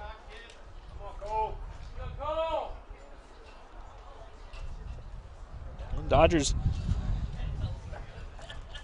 down to their final 3 outs and need to keep this score right where it's at 3-0. They've had a hard time generating hits, but not necessarily runners. They've had runners in scoring position now in 4 of the last 5 innings. I'm sorry, 5 of the last 6 innings. They went 1, 2, 3 last inning, but they've been getting runners in scoring position, just not getting hits. Ground ball up the middle for a base hit. Rounding third base and coming home is Blakely, and there's not going to be a throw this time. As ground ball through the middle scores the catcher from second base easily, and it is a 4-0 lead for the Redbirds. Designated hitter from North Carolina. And a runner on first base with 2 away. Zabowski now with 2 RBIs today.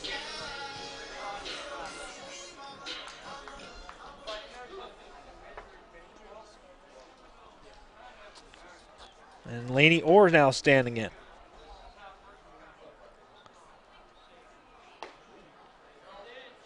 And the first delivery is going to be ruled a swing by the home plate umpire by Laney Orr. A breaking ball by Mark Michael.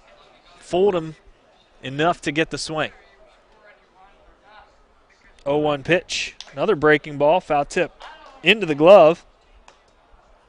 And ahead in the count, no balls and 2 strikes is Mark Michael, and he's going to ask for a new baseball. As, by the way, Orr was looking, it looked like the end of the bat got the baseball, so maybe there's a cut in that baseball.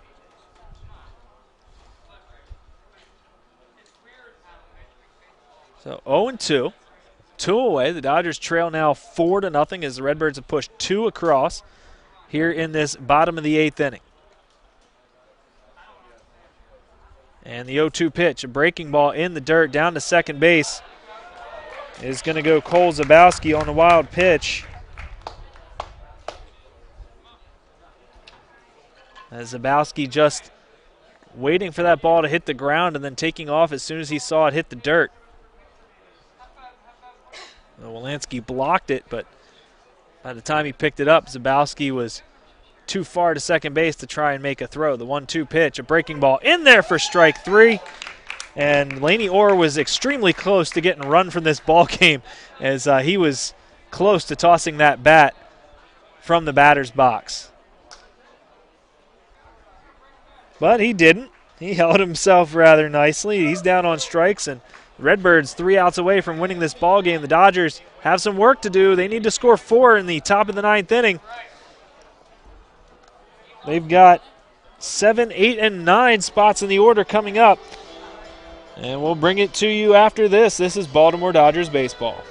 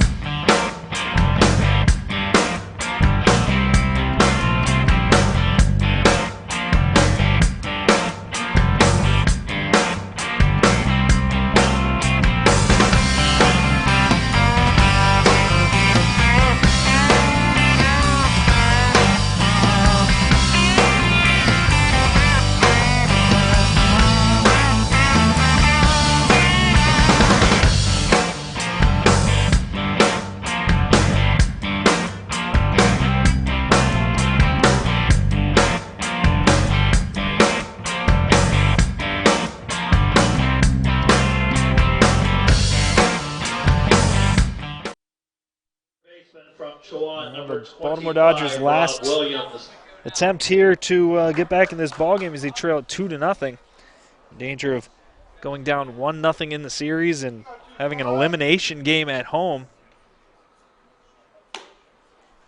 It's Rob Williams standing in to face off against new pitcher Parker Caracci. Alec Maley goes 1 inning of no-hit ball. And a fastball in there for a strike, leaving the count at a ball and a strike. Caracci, the 6th pitcher used today by the Redbirds.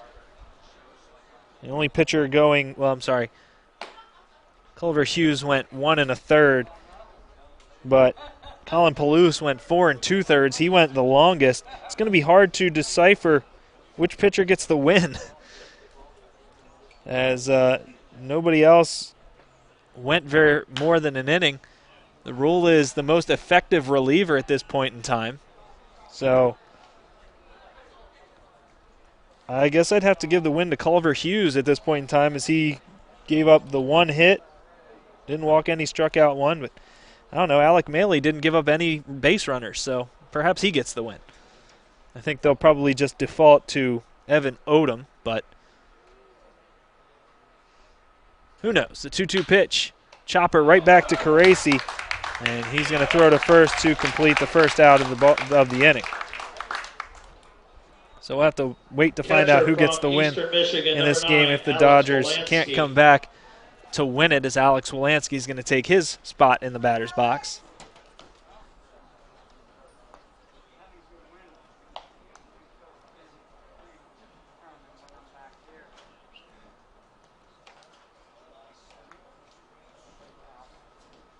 Caracci has been one of the go-to guys for the Redbirds this summer,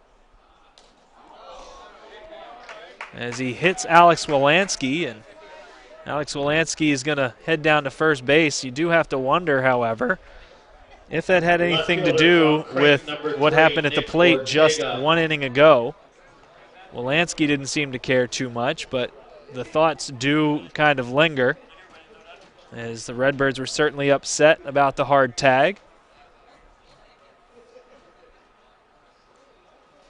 Caracci checking the runner at first base.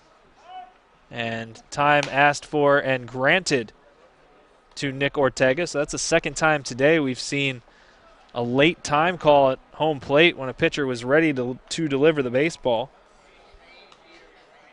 Once was against Eli Ginsberg, and this time against Caracci. And the delivery to Ortega in there for a strike.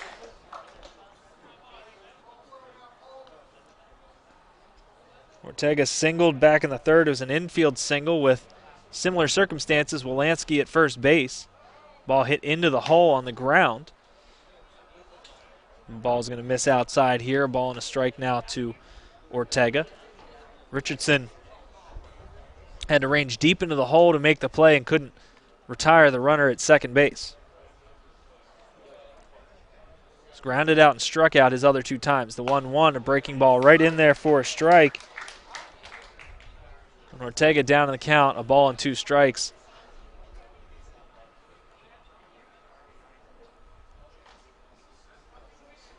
The set and the delivery. Swing and a miss on a pitch well out of the zone. So Ortega taking 2 strikes and then swinging into pitch that misses the plate. And he's down swinging, and the Dodgers down to their final out. State, number 1, Joey Ortiz. So Caracci this season appeared in 20 games for the Redbirds. 38 2/3 innings, 48 strikeouts. Had an ERA under 1 at .69, was the leading ERA haver in the league. Right word there escaped me. His first delivery to Ortiz is going to miss. Ortiz hits a hard ground ball off the chest of A.J. Lee, and the Dodgers are still alive here on the E4 by A.J. Lee. They have runners at first and second with 2 away.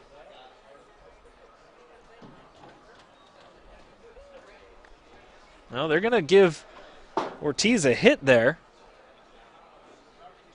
Right fielder, generous road scoring, if I'm being honest.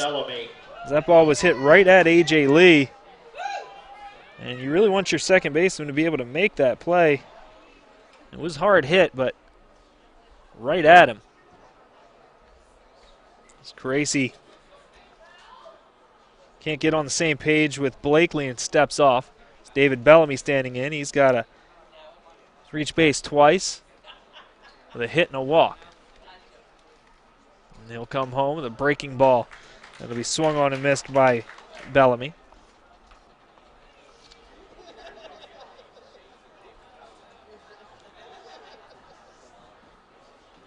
Caracci, back in high school, named a Louisville Slugger second-team All-American by Baseball America. So another highly touted prospect on this Redbirds team is a foul ball back to the backstop, as I'd say about 90% of this Redbirds roster was a top 10 talent coming out of their state the year they came out of high school. He played 3 years at Jackson Prep in Jackson, Mississippi. Currently attending Ole Miss. The 0-2 pitch is down low.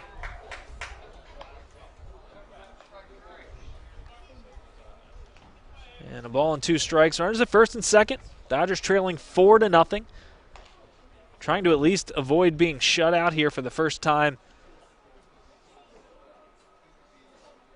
in a month. The breaking ball hit hard and deep out into center field. Long going back. Well, it wasn't as deep as I thought, as Long makes the catch to retire the side. That ball sounded good off the bat, but it didn't really go anywhere as Bellamy retired on the fly ball to center, and that's going to do it for the Dodgers here in the ball game. And the Redbirds win this by a score of 4-0. We'll come back in just a second to give you a quick little wrap-up. Just stay tuned. This is Baltimore Dodgers baseball. Tomorrow evening.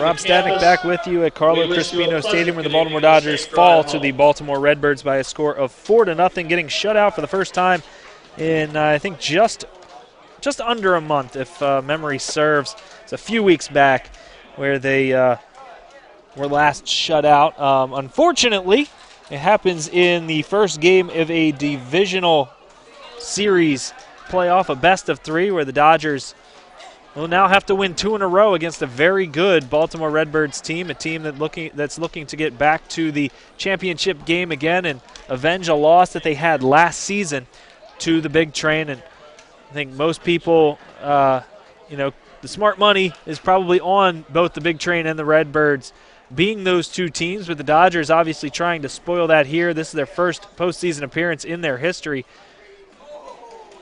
Put up a good showing here, but started leaking a little bit in the 5th inning. They allow a run in the 5th, 1 in the 6th, and then 2 in the 8th to come to that 4-0 loss. Eli Ginsberg had a pretty effective day, went 6 2/3, gave up 6 hits and just the 2 earned runs.